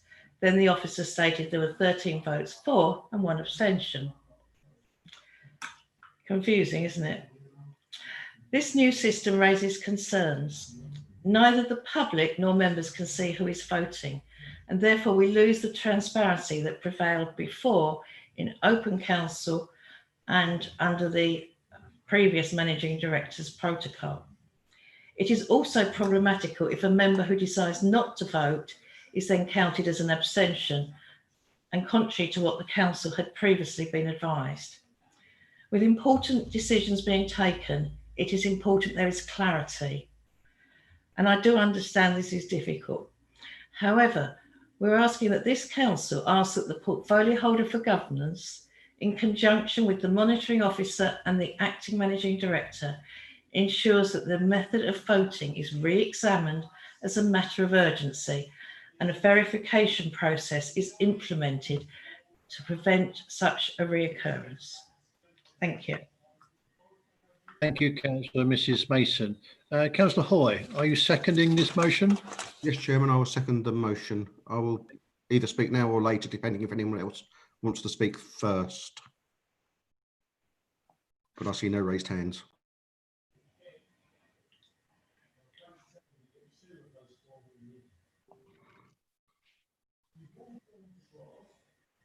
Sorry, Councillor Rowe, can I please ask you to respond to the motion?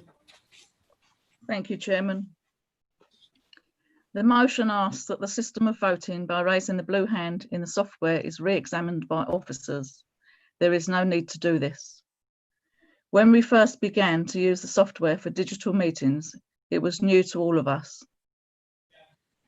We ended up using the roll call of name system of voting because at the time it was the easiest way to ensure that we were conducting meetings properly. We used that system from 29th of April to the 12th of November 2020, and members will recall that this has led to meetings taking longer than usual, and in some cases exceptionally long meetings, particularly for full council. To date, council meetings have continued until 10:47, 11:05, 11:07, 10:55 and 10:34. At each of these meetings, motions without notice had to be taken to extend the meetings in order that the business could be completed beyond the current constitutional time of 2.5 hours. When standing orders for remote meetings were first introduced on the 29th of April 2020, it was agreed that these would be kept under review, and this has been done. The standing orders were reviewed on the 1st of June 2020 and again on the 13th of November 2020. The changes brought forward on the 13th of November reflect the fact that as members, we are much more proficient in operating in a digital way. The changes improve our system of voting and improve the quality of the meeting. It is unreasonable to ask for a review of voting arrangements when this has only just been done and inadequate opportunity is being given to allow the system to bed in. It also makes no sense to take a step backwards and operate a voting system which was time consuming. Councillors Hoy and Newport and Mrs Mason had already asked the acting managing director to review these arrangements, and their request was declined on that basis before this motion was raised. It has been suggested that members of the public cannot see the blue hands. This does not make the system undemocratic. Unless a formal recorded vote is agreed by a minimum of a fifth of voting members present at the meeting, there is no constitutional or legal obligation for members to vote or for the numbers of members voting to be declared during formal meetings. I would also remind members that there is a constitutional requirement for numbers to be recorded in the minutes, which has been met since it was introduced by Council on the 14th of July 2020. Members can also ask for their name to be noted in the minutes. Transparency is assured. I do not accept that just because we are not in a physical chamber that we have to invent new steps to prove that we are being democratic. We are operating within our constitution, and that is sufficient. I suspect that some members may resort to asking for a formal recorded vote for everything, but I would suggest that this action would entirely subvert the intentions behind the standing orders, and instead of speeding things up, such actions would slow us back down again and frustrate democracy rather than improve it. The motion also asks for a verification process to be implemented. This is also unnecessary. No verification process is required as all members are able to see the electronic hands raised. However, Chairman will continue to ask members during meetings to confirm that they are all able to use the electronic hand raise, as we have seen this evening. If any members have difficulties with this during a meeting, their vote will be taken by means of a manual hand raise. The review committee meeting on the 1st of December 2020 is being cited as the reason why these arrangements should be reviewed. Members should note that this was the first meeting on that committee at which this new voting system was used. Yes, it was not without problems. That is not unexpected. But after these teething troubles were sorted out, the committee were on to conduct its business as required by the Constitution. At a subsequent meeting of the executive on the 2nd of December, the chairman kept asking members if they were able to use their electronic hands, and the electronic voting works very well. The arrangements will be kept under constant review and a further report and recommendation made at an appropriate time if required. The national regulations enabling digital meetings expire on the 7th of May 2021 in any event, so I expect government to be providing new guidance as the COVID-19 pandemic evolves, and hopefully the vaccination programme means that in a new municipal year we may well be back in the chamber. Thank you, Chairman. Thank you. Thank you, Councillor Rowe. Councillor Wilkinson. Thank you, Chairman. I've got a couple of points on this item. I was at that review meeting, which has been mentioned, and yes, it was. There was some confusion over the numbers, but in actual fact, the acting chairman in that meeting dealt with it, what I would respectfully say, in an appropriate way, and voided that vote and did another one, and it worked. I will never, I'm afraid, support going back to what we had before, because it was onerous and time consuming. However, I equally don't agree with us doing a recorded vote for every single vote which seems to be happening. I don't support that either, because that undermines the purpose of a recorded vote. But what I do support, which I think is the essence of this motion, is a review of something. Now, whether the timing is right or not, it's not for me to say. I'm a strong believer in every process needs reviewing. And if there are concerns with the current process, which there appear to be from some members who have brought it forward, then I think it's only fair that is reviewed. That doesn't mean to say that we should go back to what we had before, and I won't support us going back to what we had before, but I do support the principle of any process that the council or any other organisation has being reviewed. And I think that's, and please, one of the members that's put this motion forward, but I think that's what the essence of this motion is about. And on that basis, I will support it. Thank you, Chairman. Thank you, Councillor Wilkinson. Councillor Hookway. Thank you, Chairman. Yes, I think that all members will agree that the early meetings that we had, virtual meetings that we had, were overly long, and there was obviously issues about the voting process there. So I don't think this motion, or even the intent behind this motion, is in any way about going back to those that particular process and that particular system. And I think that what Councillor Wilkinson has picked up is correct. It's the requirement to have this under constant review.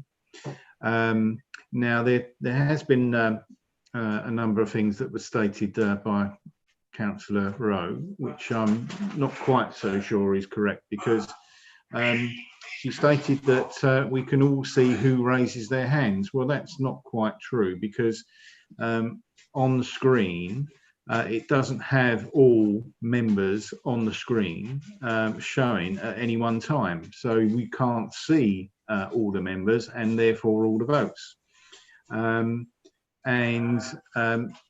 The issue of the public perception is a strong issue, because if we want people to engage and to see what the council does and participate, whether in the council chamber at any time in the future when we go back to the council chamber, or currently by watching our meetings on YouTube, then we've got to make sure that the process, and in particular the process of voting, is sound, and also that members of the public can actually see that.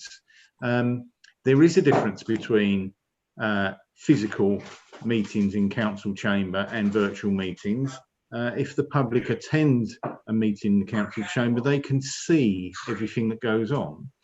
But with the virtual meetings, they can't see it all. So we have to make sure that the process that we have is sound, and that is visible to people who are viewing it on YouTube. That's what I think. Thank you. Thank you, Councillor Hookway. Councillor Ward. Thank you, Chairman.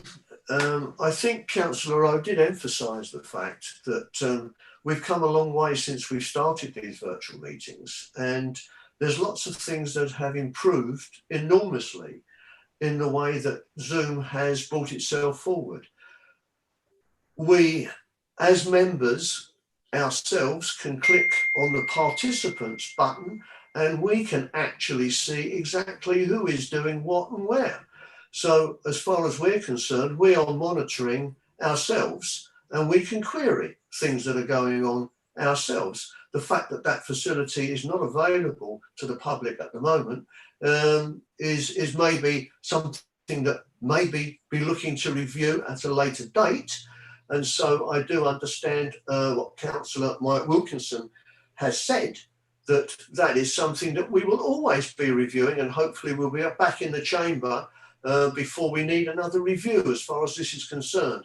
But what I found, and again I'm echoing what Councillor Mike Wilkinson said with regard to how late many of us were kept at meetings, and what disappointed me was that the people who actually wanted to have the voting process and actually caused a lot of time wasting, unfortunately, because of that voting process, disappeared long before the meetings actually finished. And so we lost a lot of councillors, and I would say that the majority of those councillors who went missing are those who had put their names forward to propose this. I do apologise if I'm incorrect in saying that, but I would wonder, is there a log of members who leave the meeting and the times that they leave it? That I would be interested to see. Thank you. Thank you, Councillor Ward.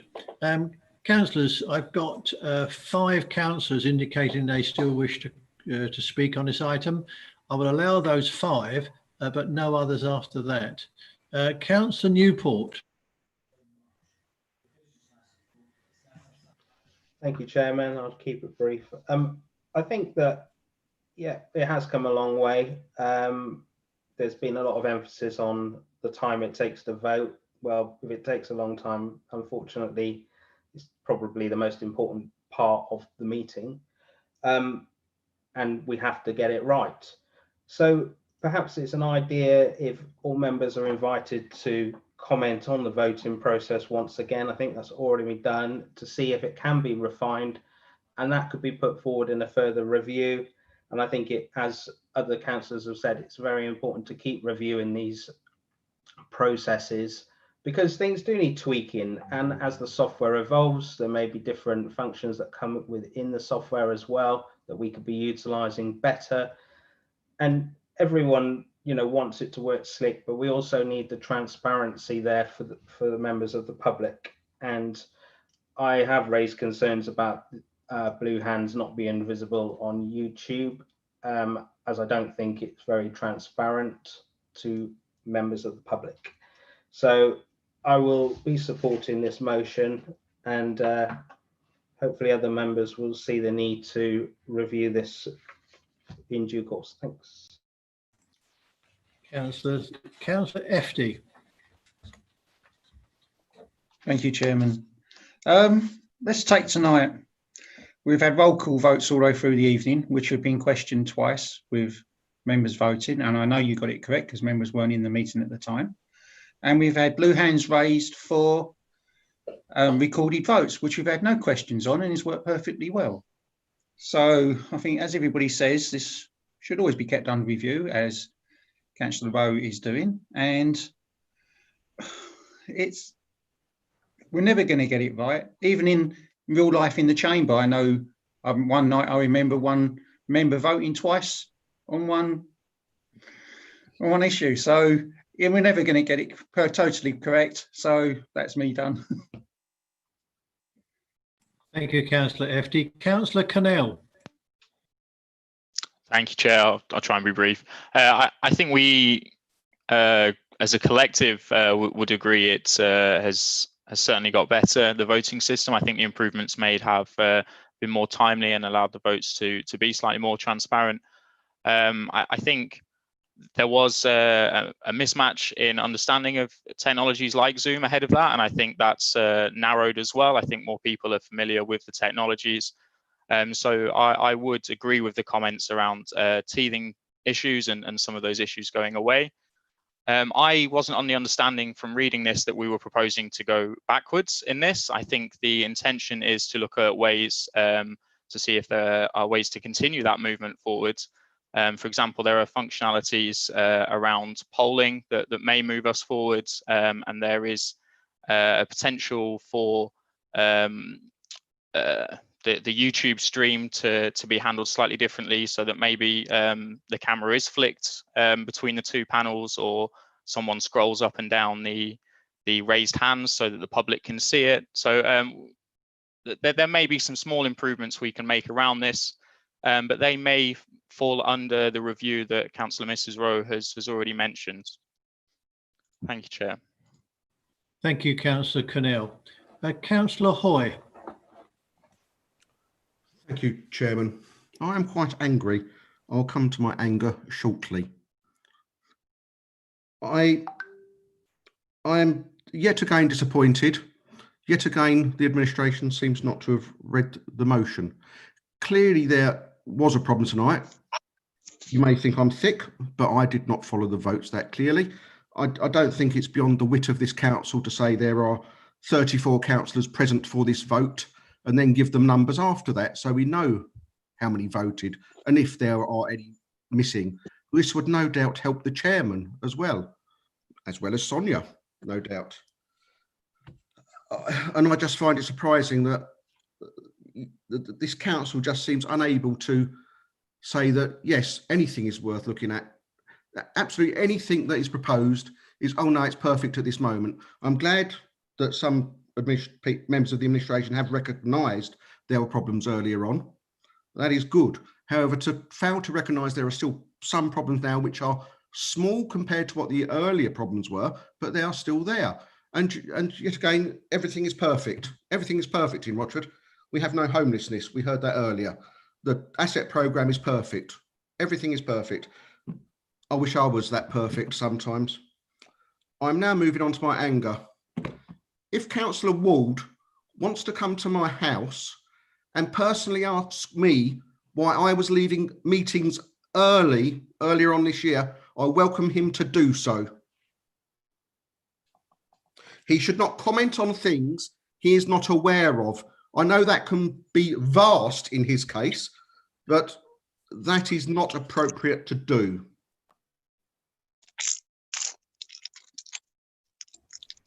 Thank you, Councillor Hoy. Councillor Rowe. Thank you, Chairman. Thank you for letting me come back. I'm really pleased to see tonight, or hear tonight, that both Councillor Ward and Councillor Cannell have actually listened to what I've said.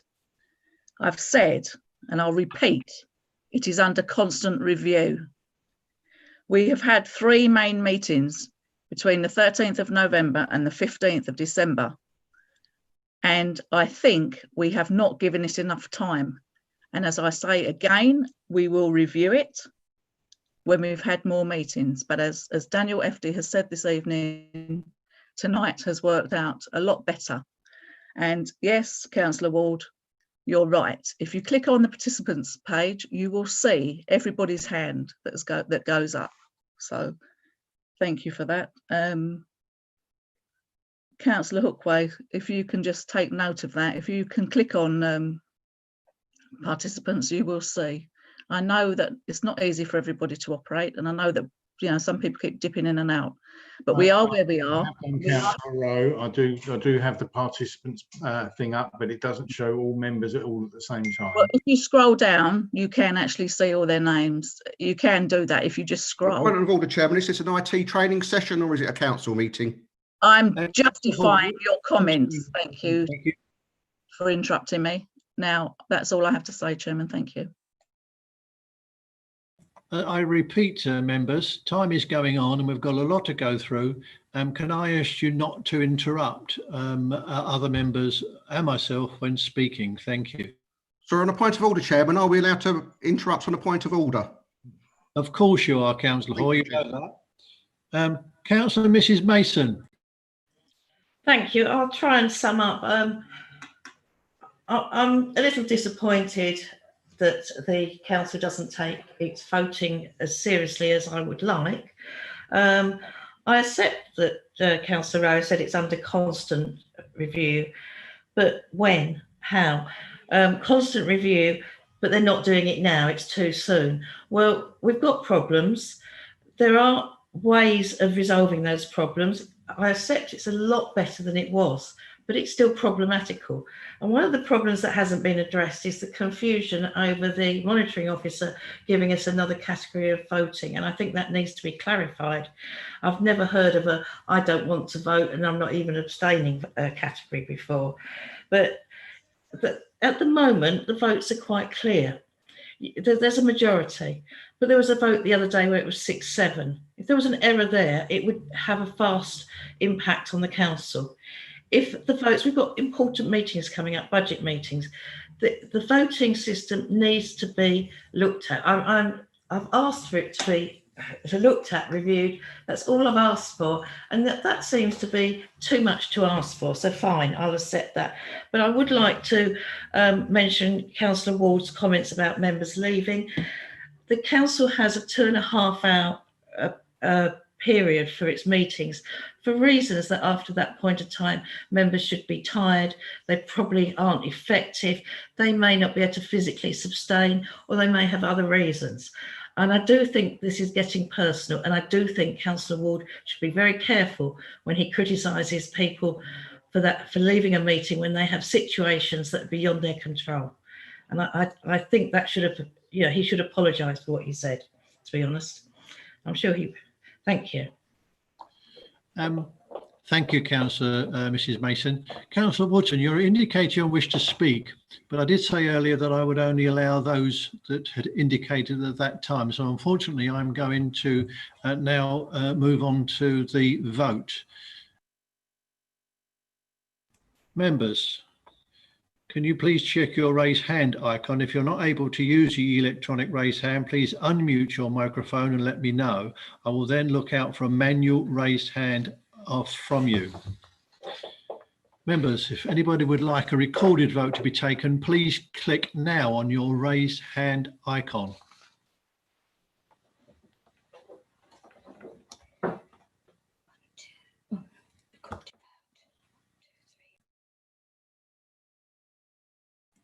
Members, we shall have a recorded vote.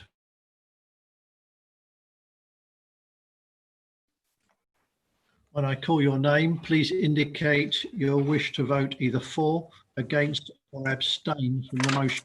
Mr Chairman, may I interrupt? I'm sorry, but Councillor Hoy is so upset. He's from the comments levied at him, he's had to leave the meeting. Can you take his apologies from now on? Thank you. Thank you, Councillor Mrs Mason. That is noted. We're going back to the vote. As again, if once I call your name, if you can indicate, please, if you're for, against, or abstain. Councillor Mrs Belton. Against. Councillor Mrs Butcher. Thank you, Chairman. Against. Councillor Connell. Against, Chair. Thank you. Councillor Mr Carter. Against, Chairman. Councillor Mrs Carter.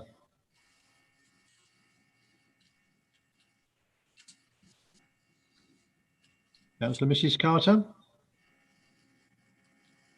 I'll come back to you. Myself, against. Councillor Efty. Against, thank you, Chair. Councillor Eaves. For, thank you, Chair.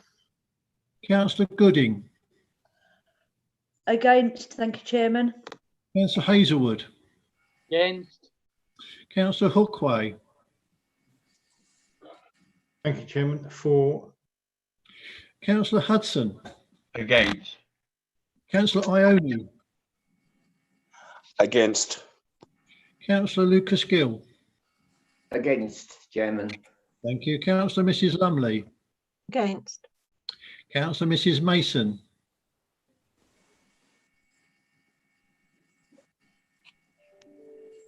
For the motion. Yeah, sorry, Mr Chairman, but I think we're all a bit upset over the comments that were made earlier. What is your vote, Councillor Mrs Mason? I did give it to you for the motion. Thank you. Councillor Mrs McPherson. Against, thank you, Chairman. Councillor Merrick. Against. Councillor Milne. Against. Councillor Newport. For. Councillor Mrs Pavlin. Against, thank you, Chairman. Councillor Mrs Rowe. Thank you, Chairman. Against. Councillor Mrs Shaw. Thank you, Mr Chairman. Against. Thank you. Councillor Mr Shaw. Against. Councillor Smith. Against. Councillor Sperring. Against. Councillor Stanley. For the motion. Councillor Steptoe.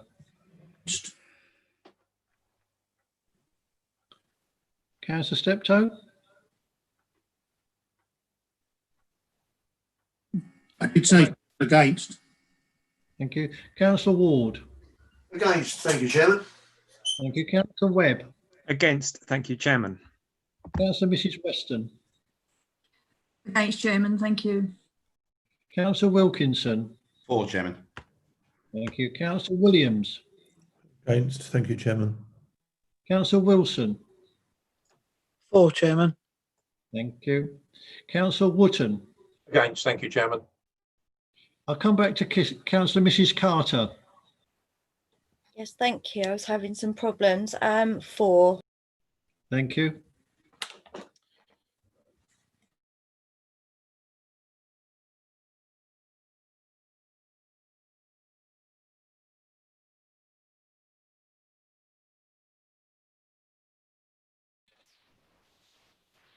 Members, that motion has failed.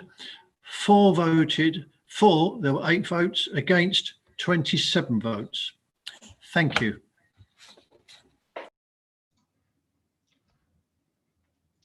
Chairman, as a point of order, could I request a comfort break, please?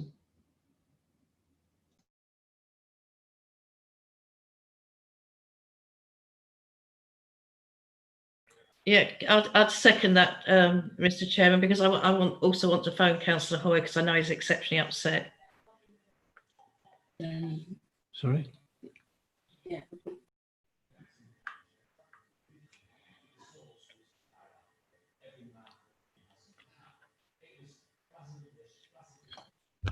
Members, there's been a request for a comfort break. I will adjourn the meeting for 5 minutes. Please make sure you're back in time because we do have a lot to get through. 5 minutes. Thank you, members.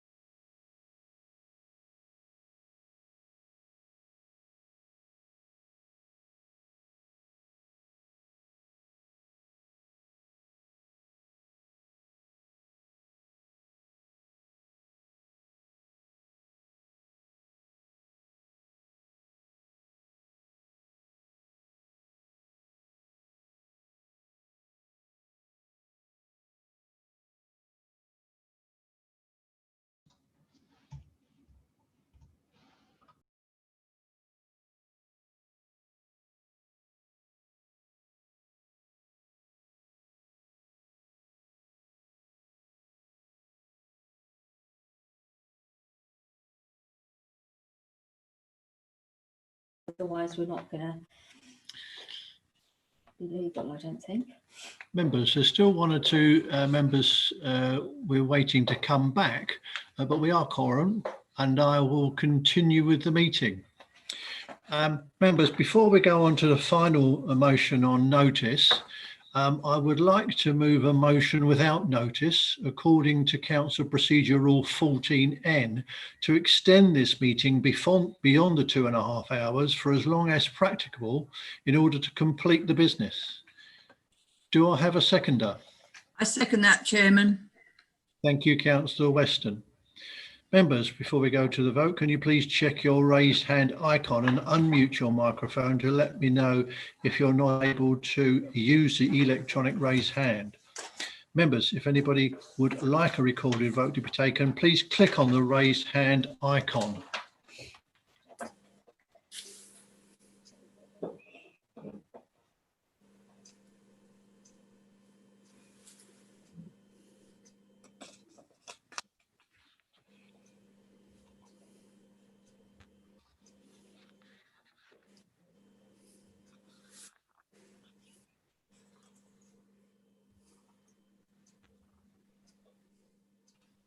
Right, so we no recording. Members, there will not be a recorded vote. Voting will be done by electronic show of hands. Please unmute yourself and advise me if you're not been able to raise the electronic hand and raise your hand manually so it can be counted. All those in favour of the recommendation, please click on the raise hand icon.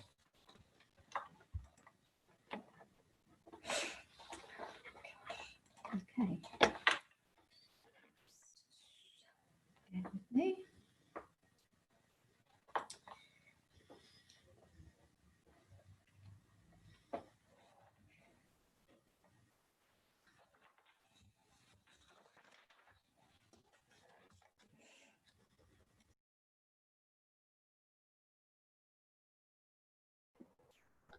I'm sorry, Chair, I haven't been able to raise my hand at this point. Thank you, Councillor Gooding.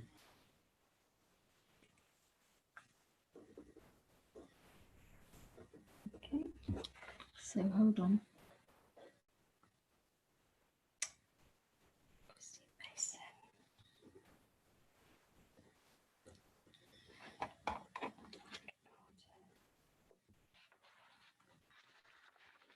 Somebody's may not be here.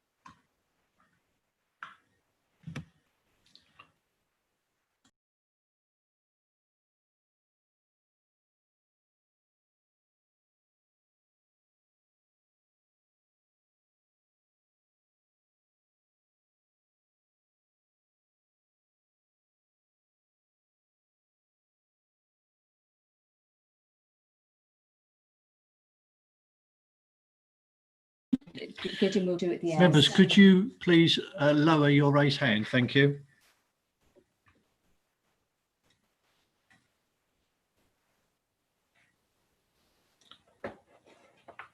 Could now the members who wish to vote against the recommendation, please click on the raised hand icon.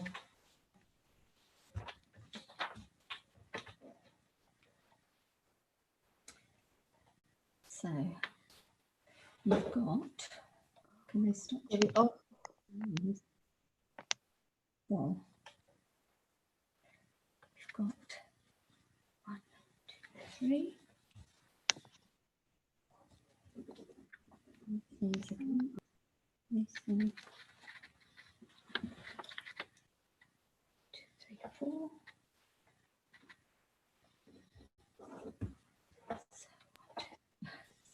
Mason and the butcher.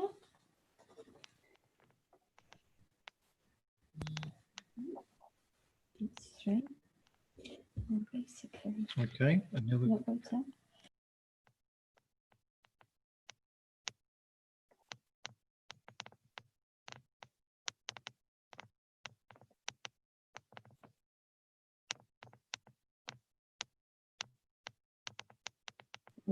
Members, could I ask you to be on mute as we're not speaking at present?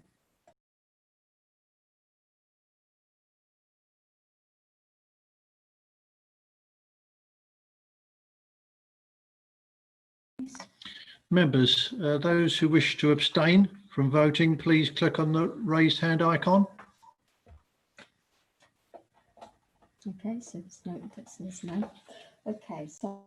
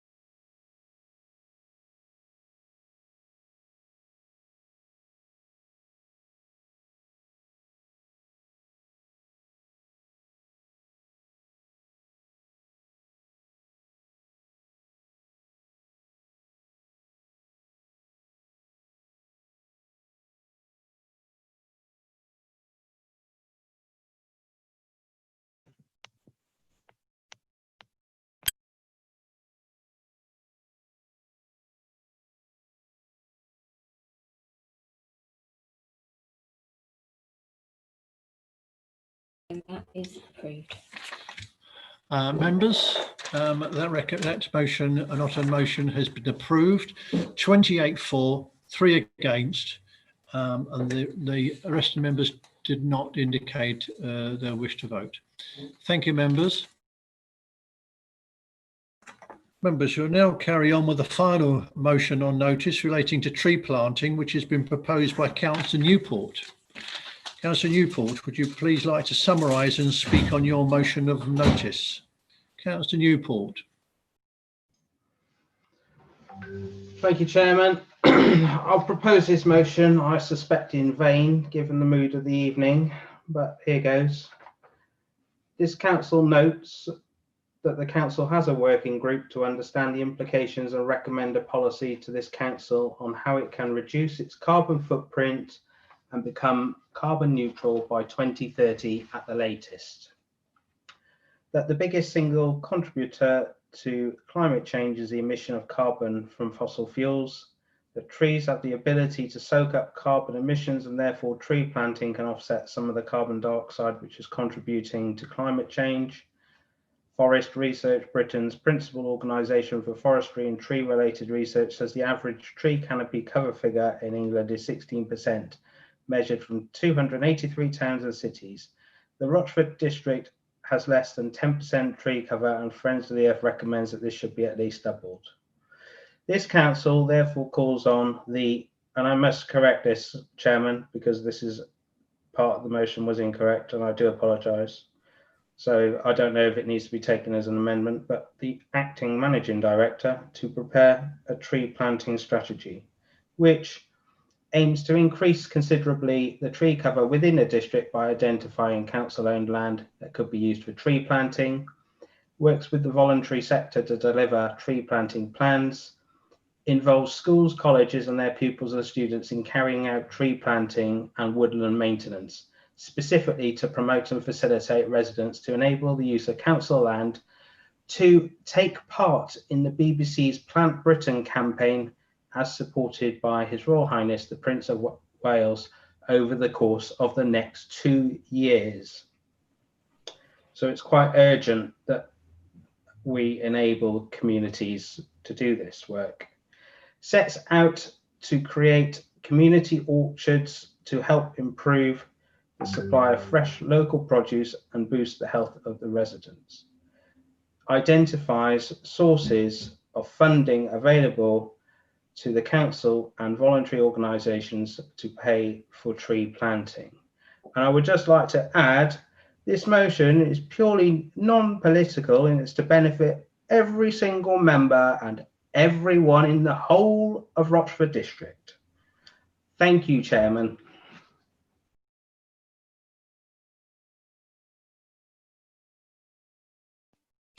Chairman, sorry, you're muted. Councillor Connell, are you prepared to second the motion? I second that motion, Chair. Thank you. Thank you, Councillor Connell. Councillor Williams, can I ask you to respond to the motion, please? Yes, thank you, Chairman. I wasn't absolutely sure that was a proposal until enlightened by Councillor Newport. Thank you. I do note the points made in the first 4 items of this recommendation. As to the remaining points, most of these actions are presently in hand. In fact, our carbon neutral working group are looking at ways to reduce our carbon footprint, along with tree planting and also at suitable locations for these. Open space suitability is also being investigated by this group, and it would be premature to preempt their findings at this time. We are already working with voluntary sector, that's Friends of Cherry Orchard, to improve our tree population, along with our existing community orchard at Cherry Orchard Country Park. The council already takes its responsibility for managing its tree stock very seriously, with the Forestry Commission recently approving a 10-year woodland management plan for over 100 hectares of council managed woodland. That's the equivalent of 140 football pitches. We're already committed to managing some of the best and ancient woodland in this district. With this in mind, I'm therefore reluctant at this time to devise yet another strategy, action plan. However, having said that, along with officers, we are working to put together a Parks for Nature scheme, which will propose a suitable suite of steps to improve parks for nature, including tree planting. This, we hope, will take a paper forward in the very near future. This is not to say that we cannot do more, but any tree planting scheme will need to be carefully considered, to have careful consideration, as the preparation and aftercare of tree planting represents a far greater cost and commitment than just planting a tree on itself. I am at a loss to why this motion has been brought in the knowledge that we are already implementing or investigating points made, and in actual fact the proposer is part of that working group. And we are awaiting recommendations from that carbon neutral working group. Chairman, I therefore propose that this motion be declined at this time. Thank you. Thank you, Councillor Williams. Councillor Connell. Thank you, Chair. And thank you for that response, Councillor Williams. It's quite right to highlight the carbon neutrality working group. It's a working group I've sat on and worked really well with. I think this isn't raised with the intention of overlapping or replacing any work in that group. It's proposed as an item with a very specific goal to address statistics that we already have relating to item 4 in forest research. We know our coverage is below average for the rest of the country, and the intention here is to supplement the efforts of the carbon neutrality working group as well as look for opportunities to work with schools and other local communities to involve pupils and members of such voluntary communities to take part and take some of the burden away from the council. The intention here is for a strategy to be put together that will enable many parts of the community to come together and help us achieve this goal. I therefore, despite Councillor Arthur Williams' words, will still be pursuing to approve this motion. Thank you, Chair. Thank you, Councillor Connell. Councillor Stanley. Thank you, Chairman. First of all, may I say that I was pretty well flabbergasted with the response from Councillor Williams. I've been in touch with Marcus Houghton on this very subject, and he does recognise that there is sufficient planting of trees in Cherry Orchard, but unfortunately that's not Rayleigh. We are talking in Rayleigh, and from what I understand at the moment, everything is going towards Rochford. So they've got good air quality in Rochford, but unfortunately Rayleigh hasn't got good air quality, and we could do better. I think this motion is exactly what we need. I've already spoken to our forestry expert, and he knows very well that we could actually plant some trees. It's just a question of finding out where to plant them. And I do think this motion is in some way putting towards a strategy that where we can plant in Rayleigh. I would like Mr. Councillor Williams to answer the question of has the committee looked at planting trees in Rayleigh, not in Rochford, please? Thank you.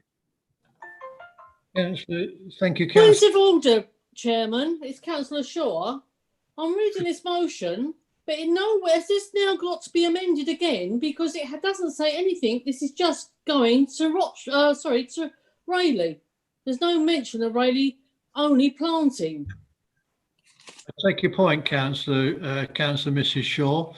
And I would agree with that, Councillor Stanley. I don't think this motion is limited to Rayleigh. So I won't ask from Councillor Williams. What Councillor was that we was talking about Cherry Orchard, and I'm afraid Cherry Orchard is in Rochford, is it not? Yes, it is, but it wasn't limited to Cherry Orchard. No, but he did mention that. Thank you. Councillor Stanley, I think that point has been answered.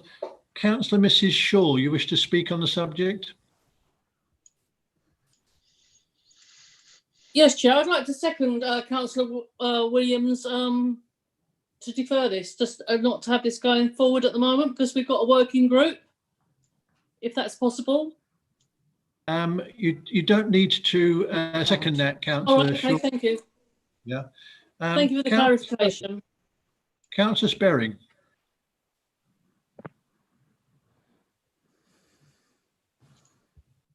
Thank you, Chairman. Sorry for the delay. Just a couple of points. I cannot understand why we want to run another working group, whatever you want to call it, while we've still got one of our own working groups out there working. I mean, we're just doubling up the workload to hopefully come to the same conclusion as to how we progress these ideas. And secondly, Cherry Orchard does have a public orchard, hence the name. Thank you, Chairman.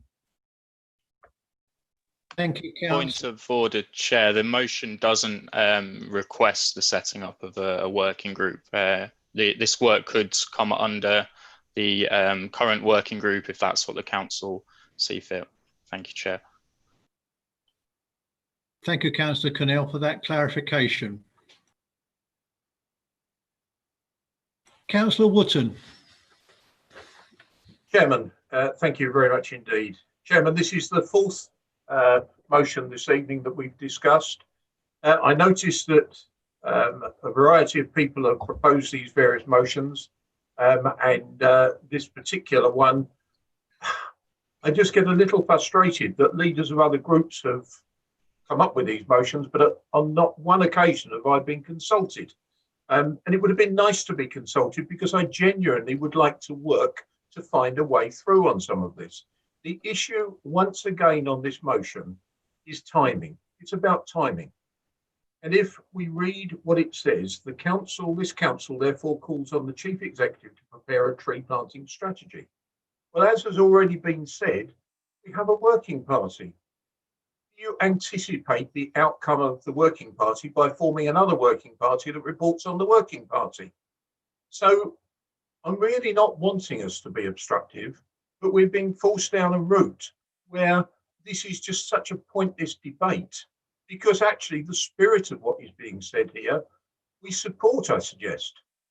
What we don't support is another governance process overlaying another governance process. So actually we end up with semantics about governance processes rather than the core subject. And we've seen that on previous motions tonight. And I would urge, when motions come forward, that we do see whether or not there are ways to come forward collectively, because I agree with comments that have been made earlier. We work in the interests of residents and businesses, and we should work together if at all possible. Thank you, Chairman. Thank you, Councillor. Point of order, Chair. Once again, the motion does not propose more governance structures or more working groups. If the council sees fit, this could come under existing working groups and existing governance structures. I would also point members to the fact that this was a delayed item from an earlier meeting in this year, and that we did try to bring this forward with a portfolio holder at that time. Point of order, Chairman. Councillor Cannell, thank you for that clarification. Who gave that point of order? Who was that, please? Councillor Wootton, Simon Wootton. Okay, Councillor Wootton. Chairman, if the comment in the motion, this council therefore calls on the chief executive to prepare a tree planting strategy, if that is not a duplication of governance, I'm not quite sure what is. Thank you, Chairman. Thank you, Councillor Wootton. Councillor Mrs. Belton. Thank you. Whilst I fully support the sentiment that Councillor Cannell is making and involving children and business and residents, absolutely agree with, I do think this is something that's already being looked at. And just one point, a councillor's mentioning about this to do with sort of air quality in Rayleigh. Being somebody that's worked in the carbon reduction industry for 20 years, I just want to make a point that it would take an acre of fully grown trees 6 months to offset 1 car. I'm not convinced tree planting is going to help the air quality in Rayleigh or Rochford or anywhere else in this kind of setup. So yes, I understand that any tree planting is a good thing. I don't think we've got the acres available to offset our carbon emissions to improve air quality. Thank you. Thank you, Councillor Mrs. Belton. Councillor Efty. Thank you, Chairman. I agree with all that's been said, but I just find this motion is. It seems strange that this motion is here, even because if you're on a working party, you can just suggest these points on a working party to be part of the working party, and you come to a conclusion with that. I don't see why we need to duplicate again. Thank you. Thank you, Councillor Efty. Councillor Mrs. Mason. Thank you.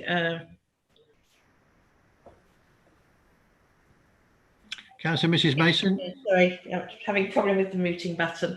Right, Councillor Wootton has, oh dear, has said we should consult with him. Well, it'd be nice if he consulted with us.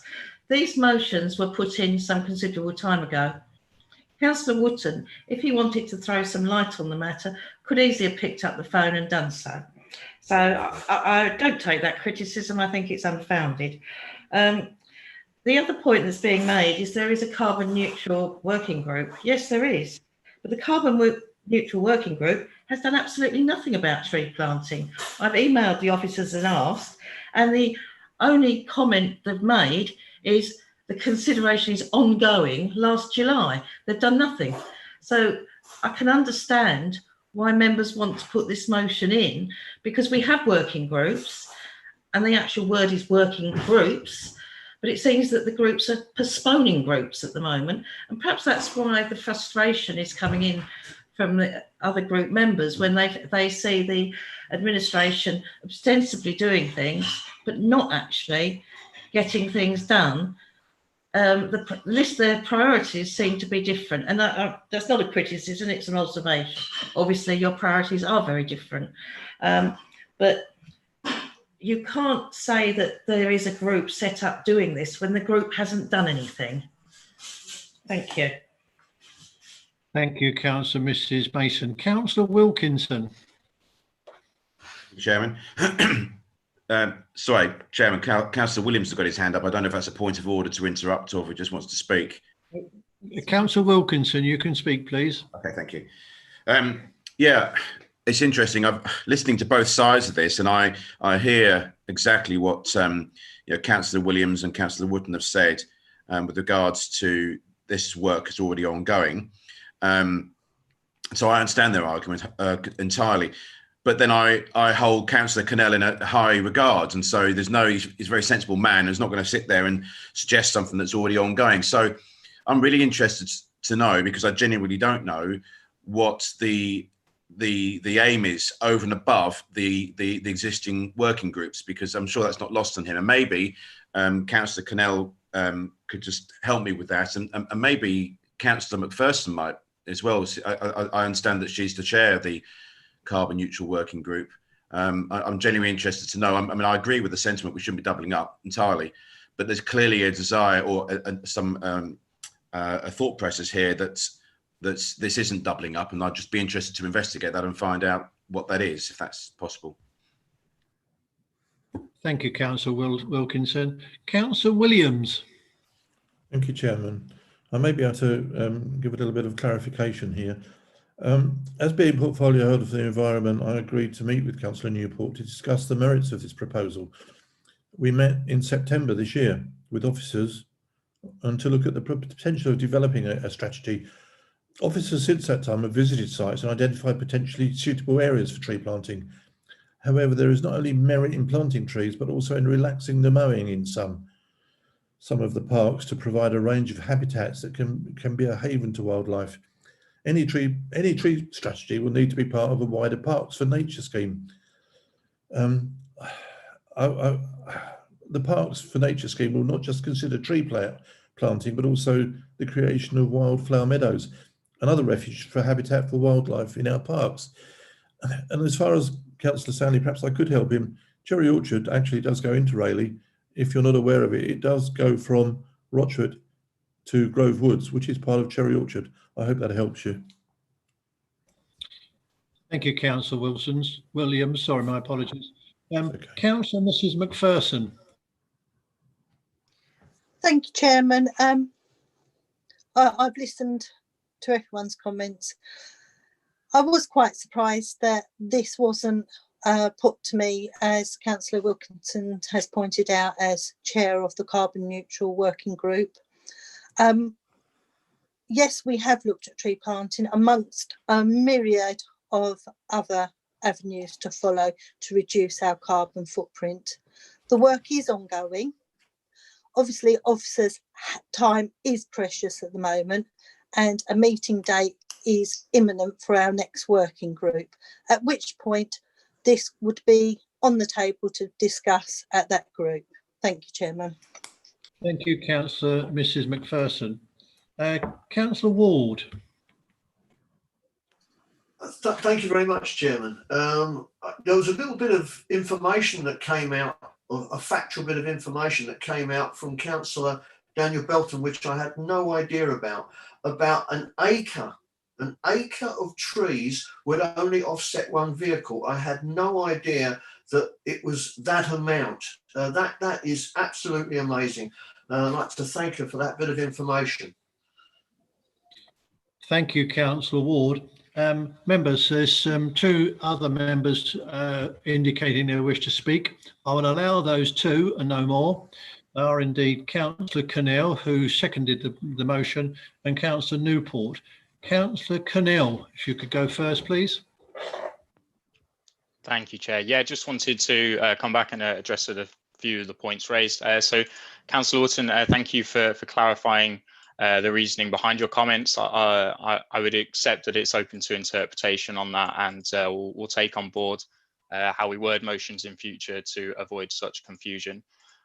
To reiterate again, though, that this wasn't an intention to bypass or duplicate or circumvent the carbon neutral working group. I again reiterate, I've very much enjoyed working with that working group and would not want to alienate any of its members or undo any of its aims. A timeline on this was, it was originally prepared for February and hasn't been amended since, just brought back to council. Again, I will take that on board for reflection ahead of bringing a similar motion forward.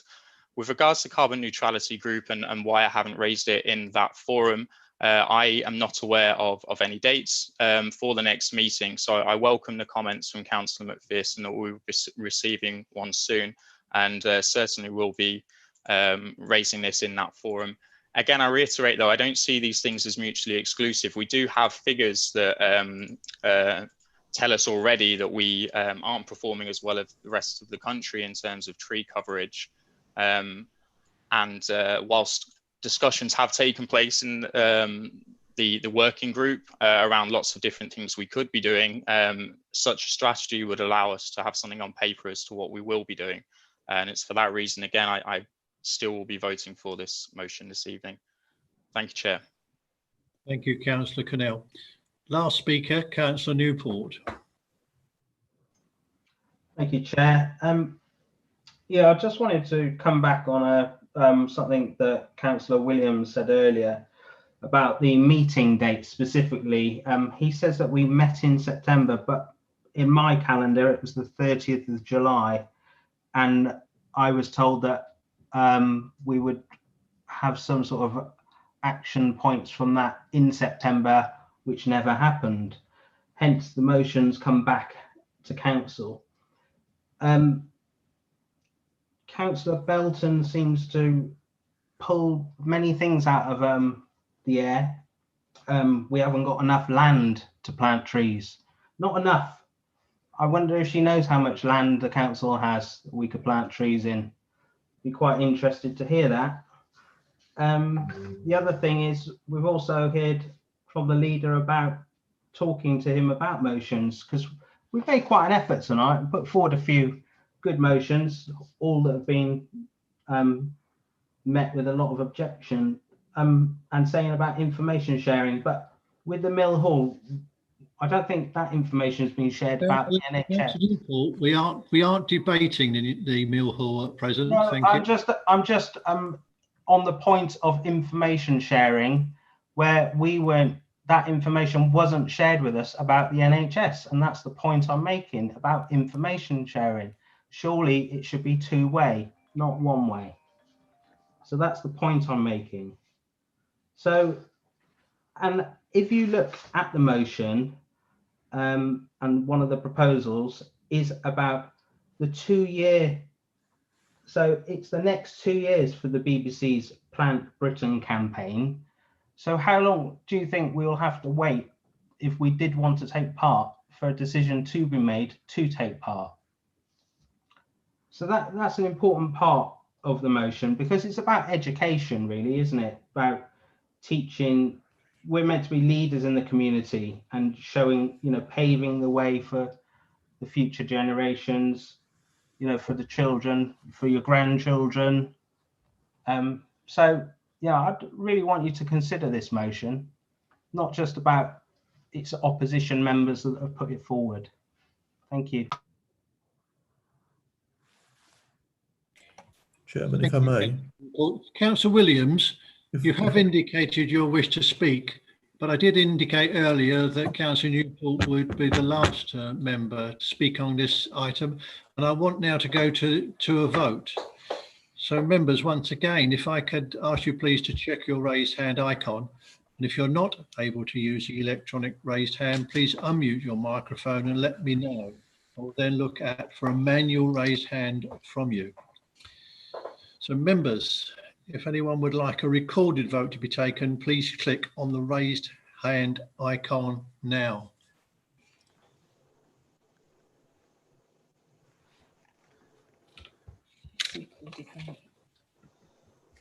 Members, there will be a recorded vote, so you know the procedure. When I call your name, please indicate the way you wish to vote, for, against, or abstain. Councillor Mrs. Belton. Thank you, Chair.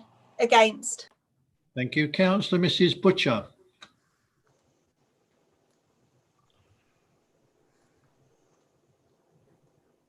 Councillor Mrs. Butcher.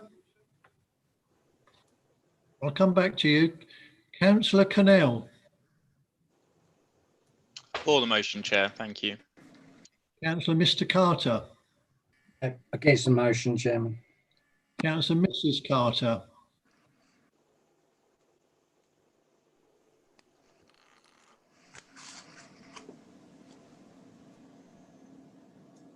Come back to you. Myself, against the motion. Councillor Efty. Against the motion, thank you, Chair. Councillor Eaves. For the motion, thank you, Chair. Thank you. Councillor Mrs. Gooding. Against the motion, Chair, at this point. Councillor Hazelwood. Against. Councillor Hookway. For the motion, Chairman. Thank you. Councillor Hudson.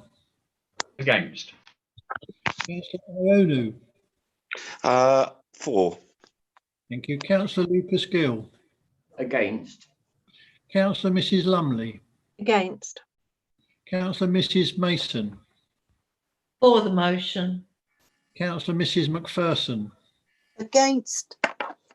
Councillor Merrick. Against. Councillor Milne. Against, Chairman. Councillor Newport. For the motion. Councillor Mrs. Pavlin. Against, Chairman, thank you. Councillor Mrs. Rowe. Thank you, Chairman. Against. Councillor Mrs. Shaw. Thank you, Mr. Chairman. Against. Councillor Mr. Shaw. Against. Councillor Mr. Smith. Against. Councillor Sperring. Against. Councillor Stanley. For the motion. Councillor Steptoe. Against. Councillor Ward. Against. Thank you, Chairman. Councillor Webb. Against, thank you, Chairman. Councillor Mrs. Weston. Against, Chairman. Councillor Wilkinson. For. Councillor Williams. Thank you, Chairman. That's against. Councillor Wilson. For the motion. Councillor Wootton. Against, Chairman. Councillor Mrs. Butcher. Can I have your vote, please? Against. Yeah, against the motion, and I apologise. I'm having trouble muting and unmuting. Thank you. Councillor Mrs. Carter. Can I have your vote, please? Yes, thank you. I'm having the same issues as well, so I fully support and I'm for this motion. Thank you.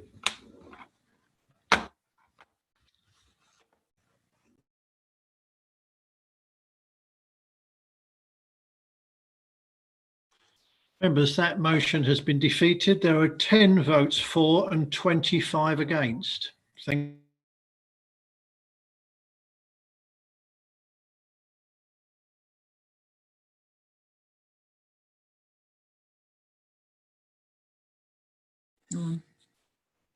Rick, you're on.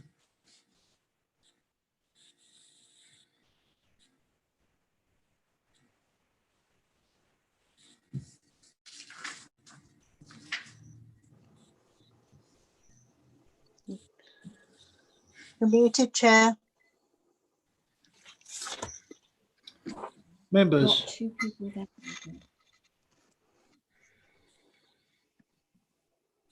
Members, I shall now take item 12 on the agenda, future role of investment board. Mr. Chairman, I am indicating. As am I, Chairman. Okay, Councillor Mrs. Christine Mason. Thank you, Mr. Chairman. I just want to give my apologies. I need to leave. I've got an early appointment in the morning for Councillor Ward's information. It's 22:16. Thank you and good night. Councillor Mrs McPherson. Thank you, Chairman. If permitted, I would like to say that those items that were suggested on the last motion will be taken forward by the working group to review within their plans. Thank you. Thank you, Councillor Mrs McPherson. Just about voted again. Members, we now take agenda item 12 on future role of investment board. The council's assistant director, legal and law, will introduce the report. Could I ask members that those who aren't speaking to be on mute at all times, please? Angela Law, would you please present this report? Thank you, Chairman. Members, the purpose of this report is to agree that the investment board is disbanded with immediate effect. The investment board was formally constituted by full council on the 20th of October 2015. At the time of its inception, the council was embarking on commercial ventures, and the investment board was intended to facilitate the promotion and support of commercial thinking in a manner which best quality public services are delivered. Since then, the council has progressed various projects and the existing pipeline of work has now been exhausted. There are no identified future projects which would fall within its remit. The council's resources will be better focused on delivery of its existing projects rather than creation of new ones at this time. The original mandate was that the investment board would oversee a work programme projects which linked back to the business plan, comprising of investment projects, transformation, housing work projects, enabling projects and finance projects.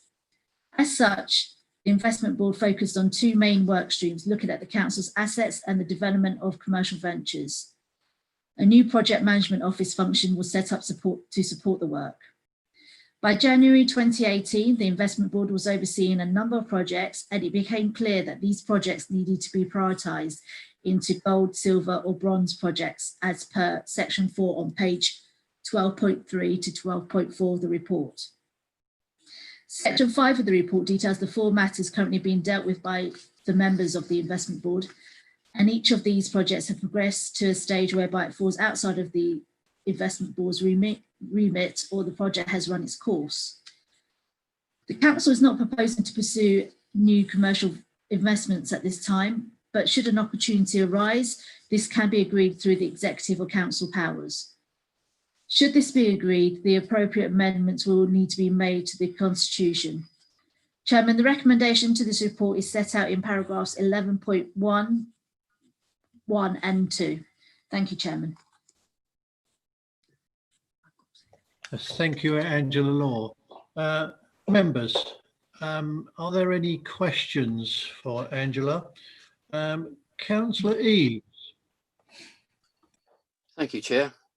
I'd like to just raise my objection to this actually going ahead for very good reasons, which I'd like to just guide members through.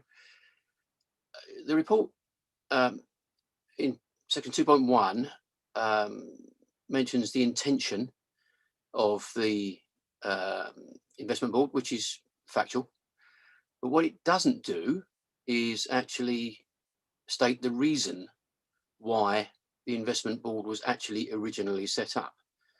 And the reason that the investment board was originally set up was to fill the funding gap, to find ways to fill the funding gap because of the drop in funding coming from central government at the time. Now, the question that I have there is that has this funding gap issue gone away? Quite obviously, it hasn't. So to be considering taking the investment board away when the reason for it being in existence is still there, I find it quite perverse. Section 2.2, the report says the pipeline of work has been exhausted. Is it that the pipeline of work has been exhausted, or is it that they just have the administration just haven't come up with any ideas, or anyone, members, whoever, hasn't come up with any ideas? Seems rather preemptive to me to consider that would be the case. The problem is that I spoke to Councillor Wootton about this at great length a week ago, and I appreciate his time in calling me to actually discuss this. But the problem that I have with taking away the investment board is that the idea of coming up with ideas which could promote projects within the council has become fragmented. Now, it was explained to me that there will be working groups here, there and everywhere which we can take these ideas to. But what it's done, this proposal will do, will take away the forum that there is for discussion for items that can be possibly considered in the future. I believe that the purpose of this report seems to indicate that it limits the future thinking and ideas that councillors may come up with to be able to promote projects within the council. It seems to suggest that the situation at the moment is that there is nothing else we can do. The investment board should be regarded as a forum for consideration of and promotion of ideas that benefit our residents and provide much needed income for the council.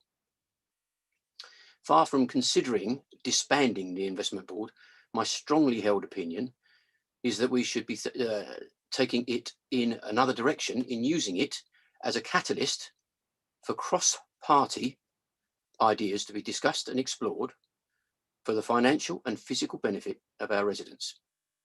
I respectfully request that the council does not disband the investment board, and that to note my plea to members that this is not based on politics.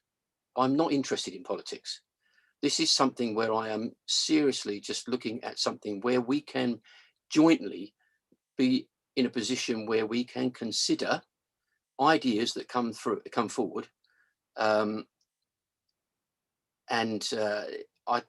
have a strongly held conviction that to disband the investment board would be a backward decision for this council to make, and that the public, our residents, would view it as such, in that we have decided that by the disbanding of the investment board, that there is no more meat to be had from any assets that we have in the council, and that the impression that I've got tonight is on the presentations that have come forward is that this is slightly political, because it will actually take away the involvement of the minority groups to a degree, because it was set up as a cross-party committee that was lauded for being so, and that to put it into different committees is fragmenting something where there should be a focus for these ideas and things where we can benefit our community and our funding. Thank you, Chair. Thank you, Councillor Eaves. Councillor Wilson. Thank you, Chairman. I echo the points made by Councillor Eaves.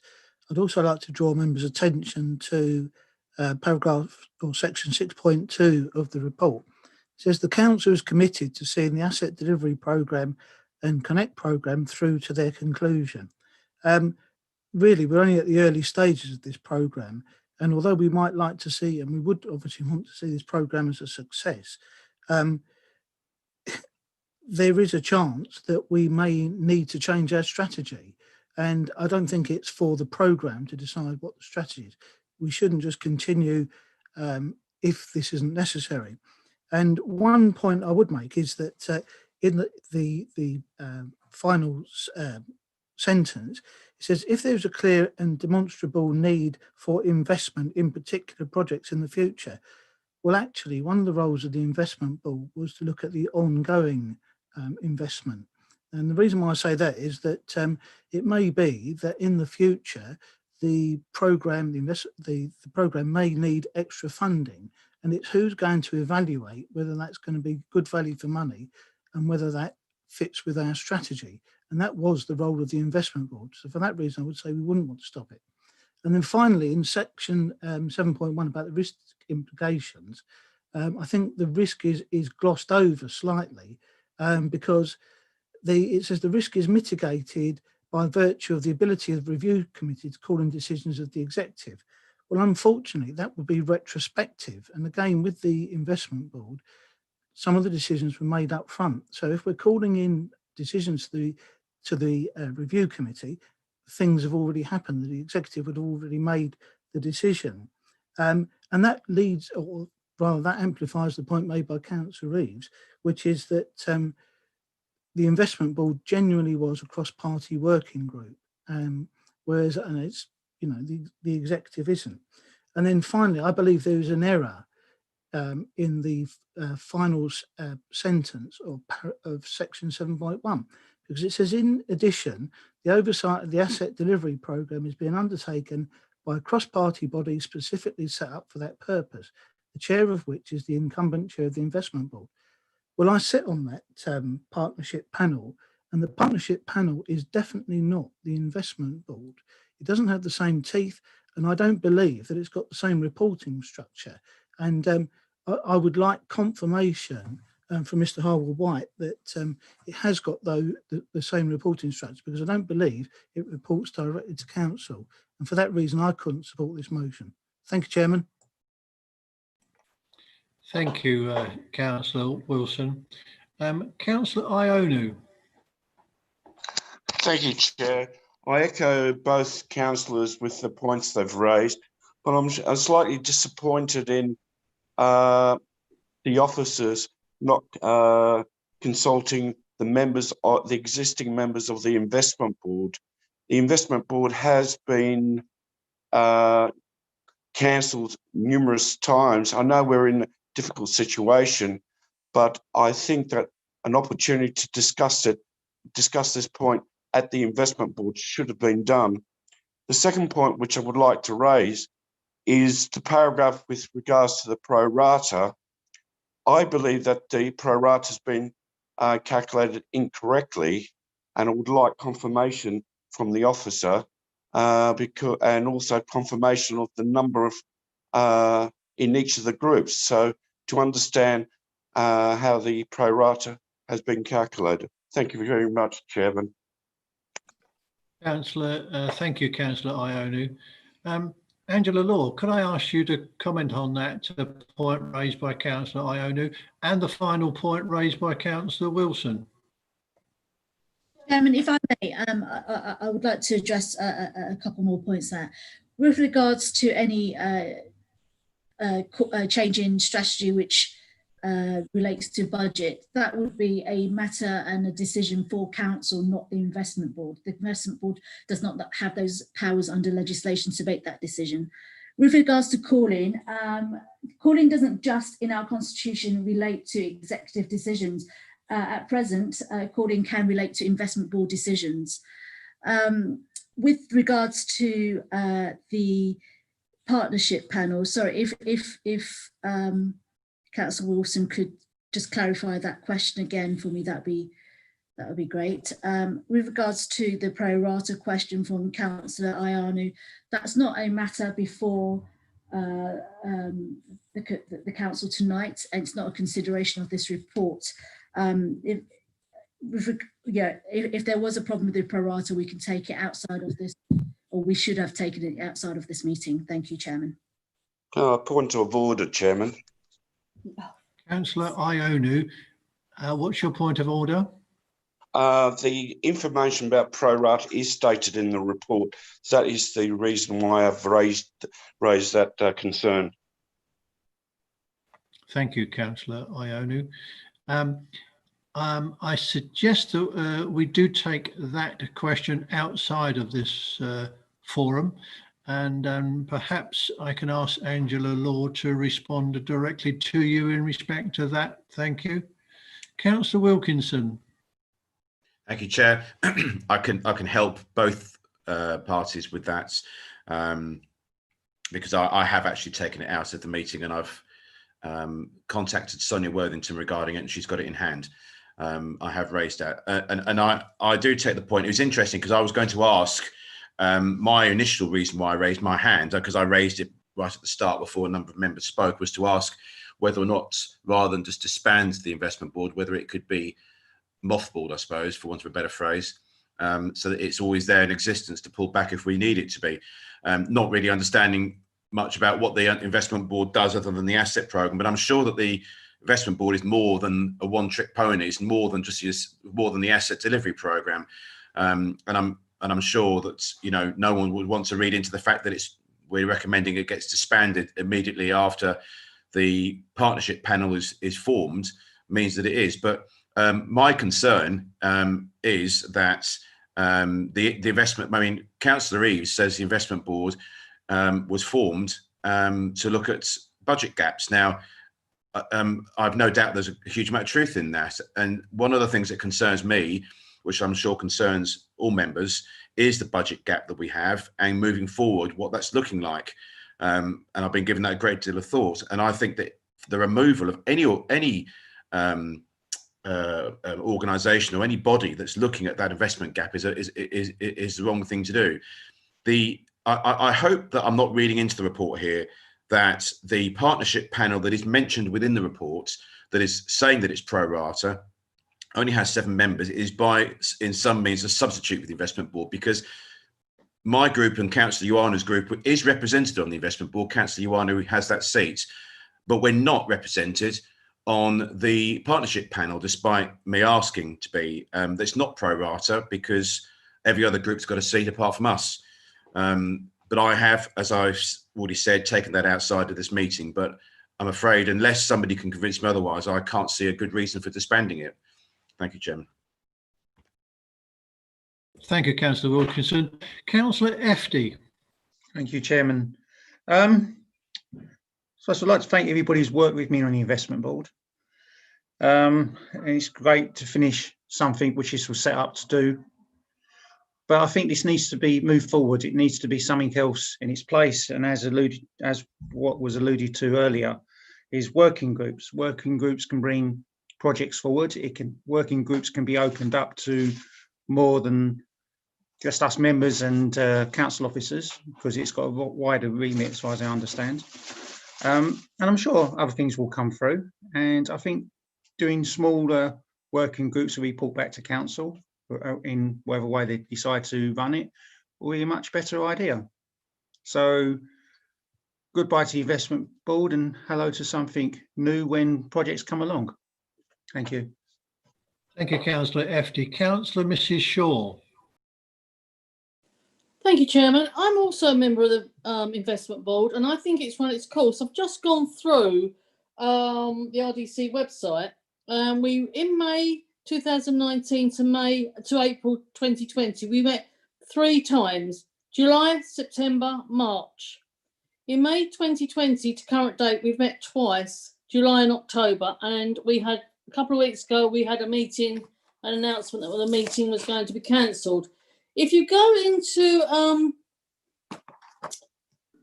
Constitution, it actually says there should be at least 4 ordinary meetings of the investment board in each year. Additional meetings may be called from time to time and as and when appropriate. Well, obviously, it didn't happen in May 2000 to April 2020. So I think as Councillor Daniel Efty has just said, it's now run its course. I will be supporting this motion to disband it. Thank you. Thank you, Councillor Mrs. Shaw. Councillor Hookway. Thank you, Chairman.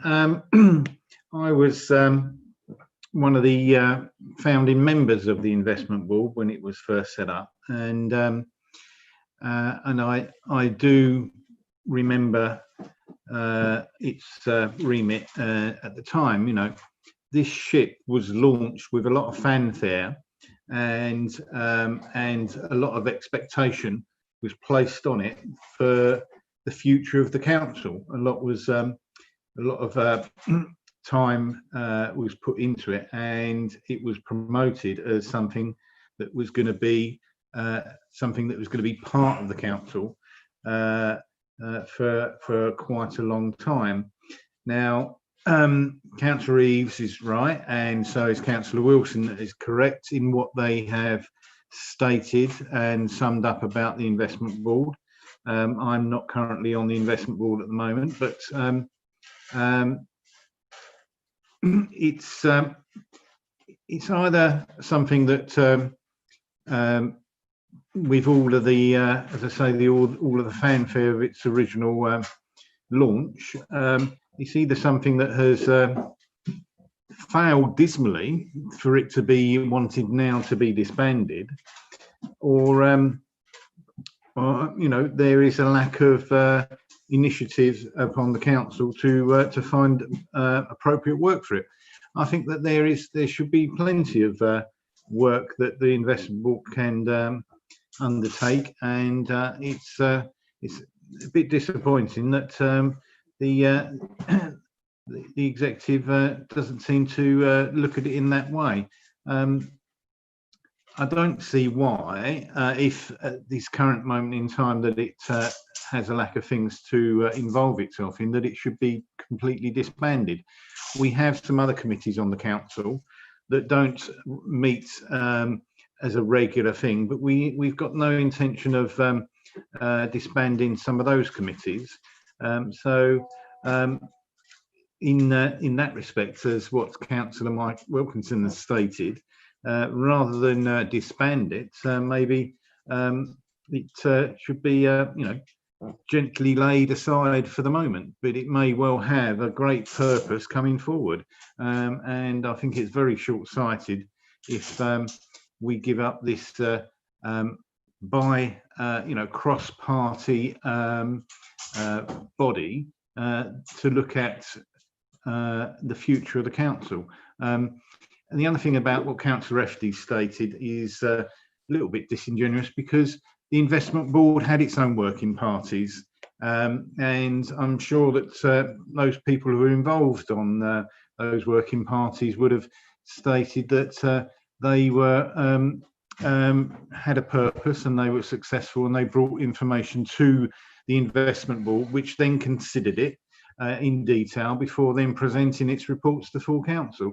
So it has got an appropriate process, and I don't think that the alternative that's been suggested is anything like as well arranged and as what we currently have in investment board. I don't necessarily think that it's going to work in the same way, and I don't think you'll get the same results.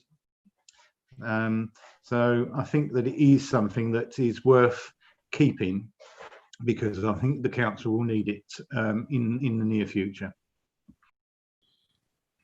Thank you, Councillor Hookway. Councillor Stanley. Thank you, Chairman.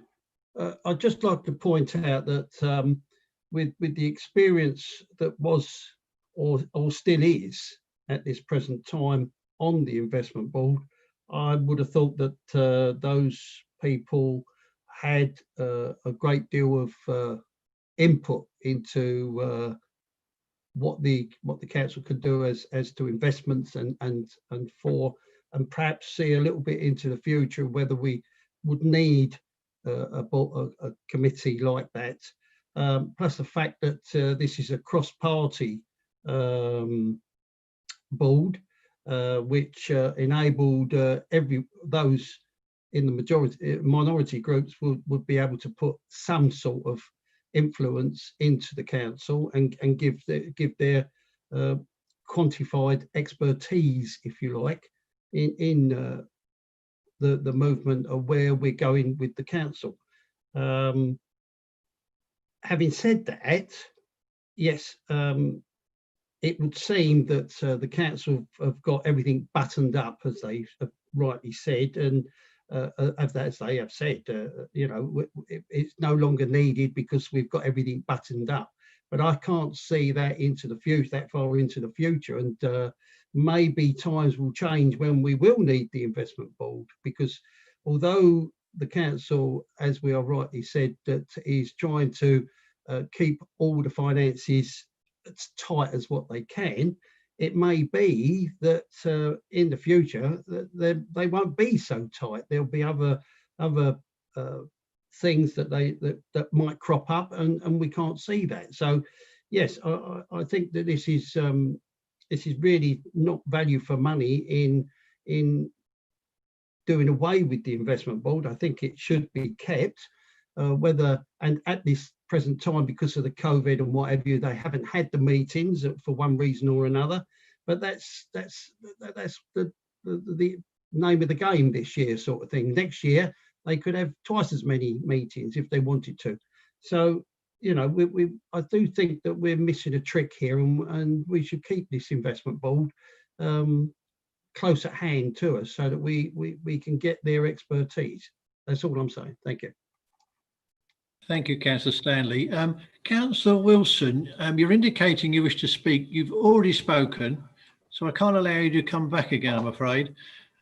Members, there are two more members. Point of order, Chairman. The monitoring officer actually asked a question of me, which I wasn't able to answer, and I'd also like to come back on the answer that she gave me. Okay, Councillor Wilson, I will ask you to then to respond to Angela Law's question. But first of all, I shall ask Councillor Sperring to speak, please. Thank you, Chairman. Going back many years as this investment board started off, I think we ought to point out this was not just to fill a funding gap. It was to look at the assets that the district council owned, controlled, how we could realise a better operation, a more efficient operation, a more economic operation. At the end of the day, the decision came along with the asset programme. Up until that point, it had been fully cross-party. What I found very sad was that when the asset programme was agreed and we were going to progress it, no members of the minority party that had been involved in the investment board wanted to participate, and it was left to members of the administration to act on behalf of members. And I'd like to think we did a good job, but there was absolutely no reason why members of the minority party couldn't have been part of the asset working groups. Thank you, Chairman. Point of order, Chair. Whilst I take on board Councillor Sperring's sentiment for this year, on my first year in council, I was part of the investment boards and was trying to be as productive as possible in discussions on that. I'd also note my voting record on this item at full council in previous sessions. Thank you, Chair. Thank you, Councillor Connell. That's more of a personal statement than a point of order, Councillor Connell, but I'll take your point. Councillor Wilson, can you please respond to Angela Law along the lines you have previously indicated, please? Yes, Chairman, certainly. Yeah, the monitoring officer asked me about the partnership panel, and my question was that the partnership panel has got very different terms of reference to the investment board and doesn't have the same method of reporting into the full council. And in respect of her response, I think she gave a misleading answer, because it's absolutely true that the investment board does not approve the budgets of any of the projects or programs that it's responsible for. Those obviously go to full council, but those budgets are assessed by the investment board. And indeed, if I'm correct in my recollection, that the ICT programme came back a number of times for additional funding, which is one of the points I'm making, that didn't come back direct to council. I believe it came back via the investment board. So I would like, first of all, to make the point to the monitoring officer about the terms of reference for the partnership panel, and secondly, that it's not true that the investment board sets the budgets. Thank you, Chairman. Thank you, Councillor Wilson. Angela Law, can I ask you to comment on those points, please? Yes, thank you, Chairman. In relation to the partnership board, it does, just like any other outside body that the council has, it has requirements to report back to members. So there is a requirement for the partnership panel to report back. The partnership panel now works under, we are under contract for the with the development partner. So we have now a different governance arrangements for that. Thank you, Angela Law. Members, last speaker on this point, on this item, Councillor Newport, please. Thank you, Chairman. I'll just quickly come back on something Councillor Sparring said about the working group and no minority group involvement. And I believe that was due to the fact that not all minority groups were invited to take part, and hence other minority groups decided that it was all or nothing. So we'll just be clear on that. It's a bit of a double-edged sword to me, this, because I'm on the investment board, but it's come up with a lot of loss-making ideas, and it has spent a lot of, recommended the spending of significant amounts of money, but, and I am not in favour of getting rid of the investment board midst a significant project in hand. And I think the investment board should start what is finished. So I will certainly not be supporting the disbanding of this committee, and well, I hope that other members tonight will vote against disbanding it. Thank you, Councillor Newport. Members, there are two recommendations set out at paragraph 11.1 of the report on pages 12.8 and 12.9. One, that the investment board be disbanded with immediate effect. Two, that the monitoring officer shall make the necessary amendments to the council's constitution and delete all references to the investment board. Both of those I will move from the chair. Do I have a seconder? Yes, Chairman. Councillor. I'll second it. Sorry, Miss Councillor Weston.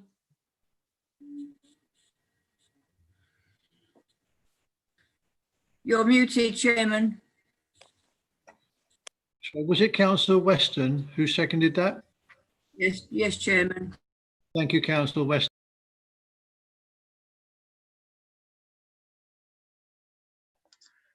Chairman, you're muted. Okay. Members, can I also propose that we vote on these recommendations together, take them as one, and I will assume your agreement unless you click on the raised hand icon. No. There is no such indication, members, and we shall now vote on the recommendations as one. That's recommendations 1 and 2. Members, can you please check your raise hand icon? If you're not able to use the electronic raise hand, please unmute your microphone and let me know. I will then look out for a manual raised hand from you. Members, if anyone would like a recorded vote to be taken, please click on the raised hand icon. Yeah, recorded vote. Members, there will be a recorded vote. You know the procedure. When I call your name, please indicate whether you wish to vote for, or against, or abstain from the recommendations. Councillor Mrs. Belton. For the recommendations, thank you. Thank you. Councillor Mrs. Butcher. For the recommendation, thank you, Chairman. Councillor Connell. Against, Chair. Thank you. Thank you. Councillor Mr. Carter. For, Chairman. Thank you. Councillor Mrs. Carter. Against. Myself, for. Councillor FD. For, thank you, Chairman. Councillor Eaves. Against, thank you, Chair. Councillor Mrs. Gooding. For the recommendations, thank you, Mr. Chairman. Thank you. Councillor Hazelwood. For. Councillor Hookway, Against, Chairman. Councillor Hudson. For. Thank you. Councillor Ionu.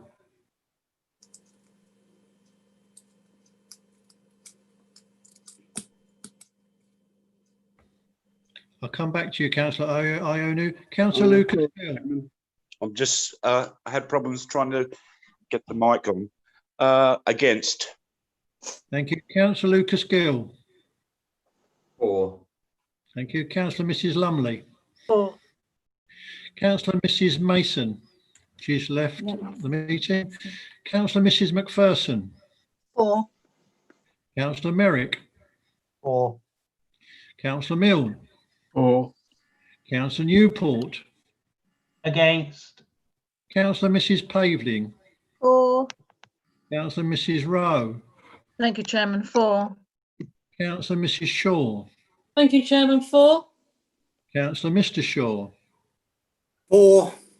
Councillor Mr Smith. For. Thank you. Councillor Sperring. For. Councillor Stanley. Against the recommendation. Councillor Steptoe. For. Councillor Ward. For. Thank you, Chairman. Thank Councillor Webb. For. Thank you, Chairman. Councillor Weston. For, Chairman. Councillor Wilkinson. Against, Chairman. Councillor Williams. That's for. Thank Councillor you. Wilson. Against, Chairman. And Councillor Wootton. For, Chairman. Thank you. Thank you, members. I'll come.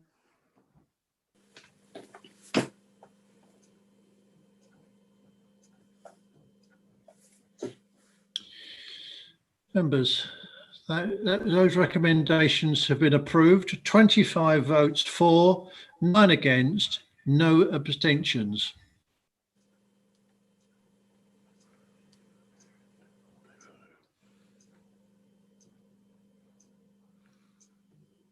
Chairman, could I ask you to redo that again, please? Did you say 9 against?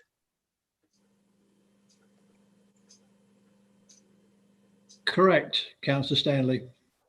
Thank you. Chairman, may I just ask how my vote was recorded, please? Who was that that spoke? Sorry, it's Councillor Arthur Williams. Councillor Williams, there was a recorded vote. Yeah, how was I did vote for. I just wanted to confirm that. Yes. For a recorded vote? No, for the motion. Right. Yes. Yes, you did, Councillor Williams. Okay, thank you. Members, I shall now take item 13 on the agenda, exclusion of the press and public. Chairman, sorry, can I just interrupt you? You've had 2 councillors who've got their hands up. I asked everybody to be mute unless I ask them to speak. Councillor Weston, did you wish to speak? Sorry, Chairman. We've got 2 councillors. You've got 2 hands up, Chairman, who want to speak, I believe. Councillor Ionu. Chairman, the next item is quite important, and because of how late it is, would it be best to defer this to the next full council meeting so we're all quite refreshed in discussing it further? Councillor Ionu, we've already had a vote to extend the meeting for as long as is required to complete the business, and we will do that. Councillor Newport. Chairman, as I don't have access to this document, I cannot take part in the next vote. So at 22:56, I'll be leaving the meeting, and that's Councillor James Newport. Thank you. Councillor Newport, can I ask why you haven't got access to this item? I don't have access to my email, and I'm now going to leave the meeting and not take part in this vote or debate. That's your choice, Councillor Newport. Councillor Eaves. apologies, Chairman. I had a very early start this morning, and I have the same again tomorrow. So I'm going to have to leave the meeting. Apologies. Thank you, Councillor Eaves.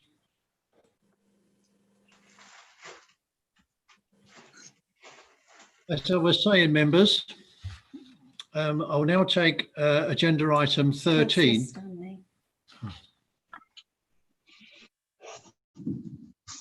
Members, I cannot keep having these interruptions.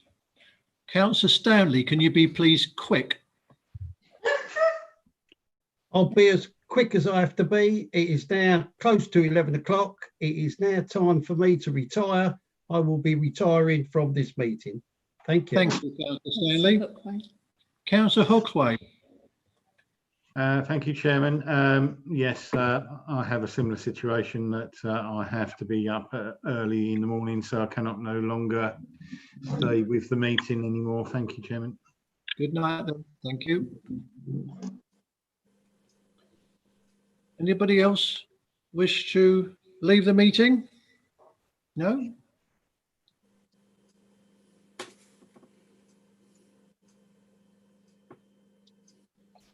I shall take item 13, members, exclusion of the press and public. I will now move a recommendation that under section 100A4 of the Local Government Act 1972, the public be excluded from the meeting for the following item of business on the grounds that it involves a likely disclosure of exempt information as defined in paragraph 1 of part 1 of schedule 12A of the Act. Do I have a seconder, members? Yes, Chairman, it's Councillor Carol Weston. Thank you, Councillor Weston. Members, we will now vote on the motion. Members, could you please all mute? Members, we will now take a vote on the members. Can you please check your raise hand icon, and if you're not able to use the electronic raise hand, please unmute your microphone and let me know. I will then look for a manual raised hand from you. Members, if anybody would like a recorded vote to be taken, please click on the raised hand icon.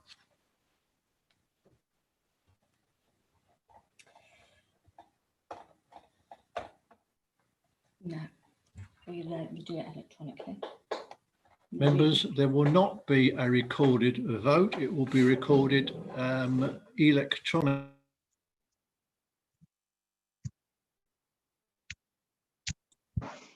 Chairman, it's Councillor Julie Goodin.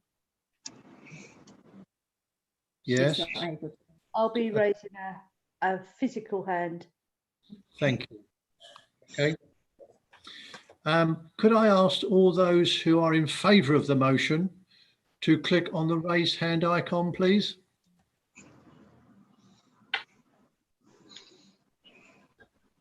Thank you, Councillor Gooding. That is noted. This one, is it?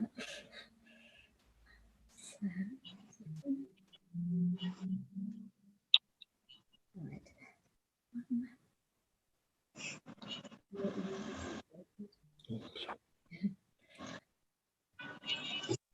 Where we should start. 1 second. This is hard.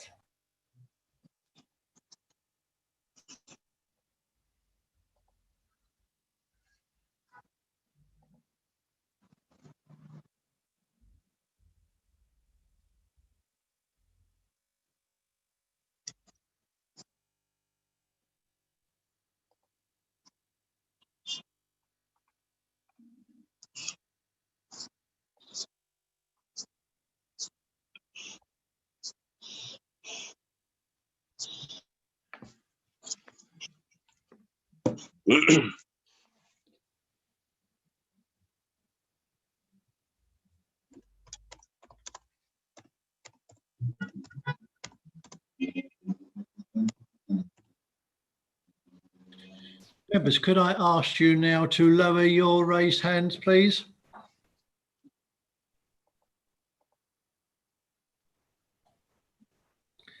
Right. They're not all loud. Yeah. Thank you. Members, could I ask those people who wish to vote against the motion, please to indicate with a raised hand.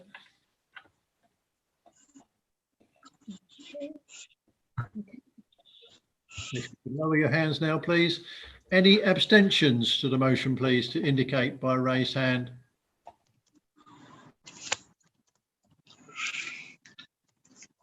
Motion is passed.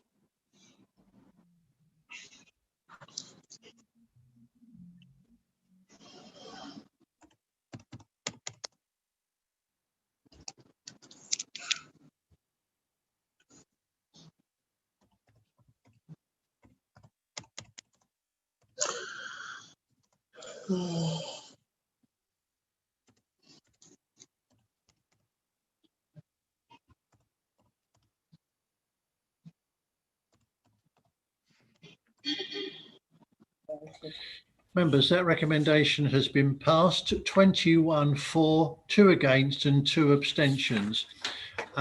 If you can bear with us, please, and we will let you know when we're able to carry on, and the live stream has been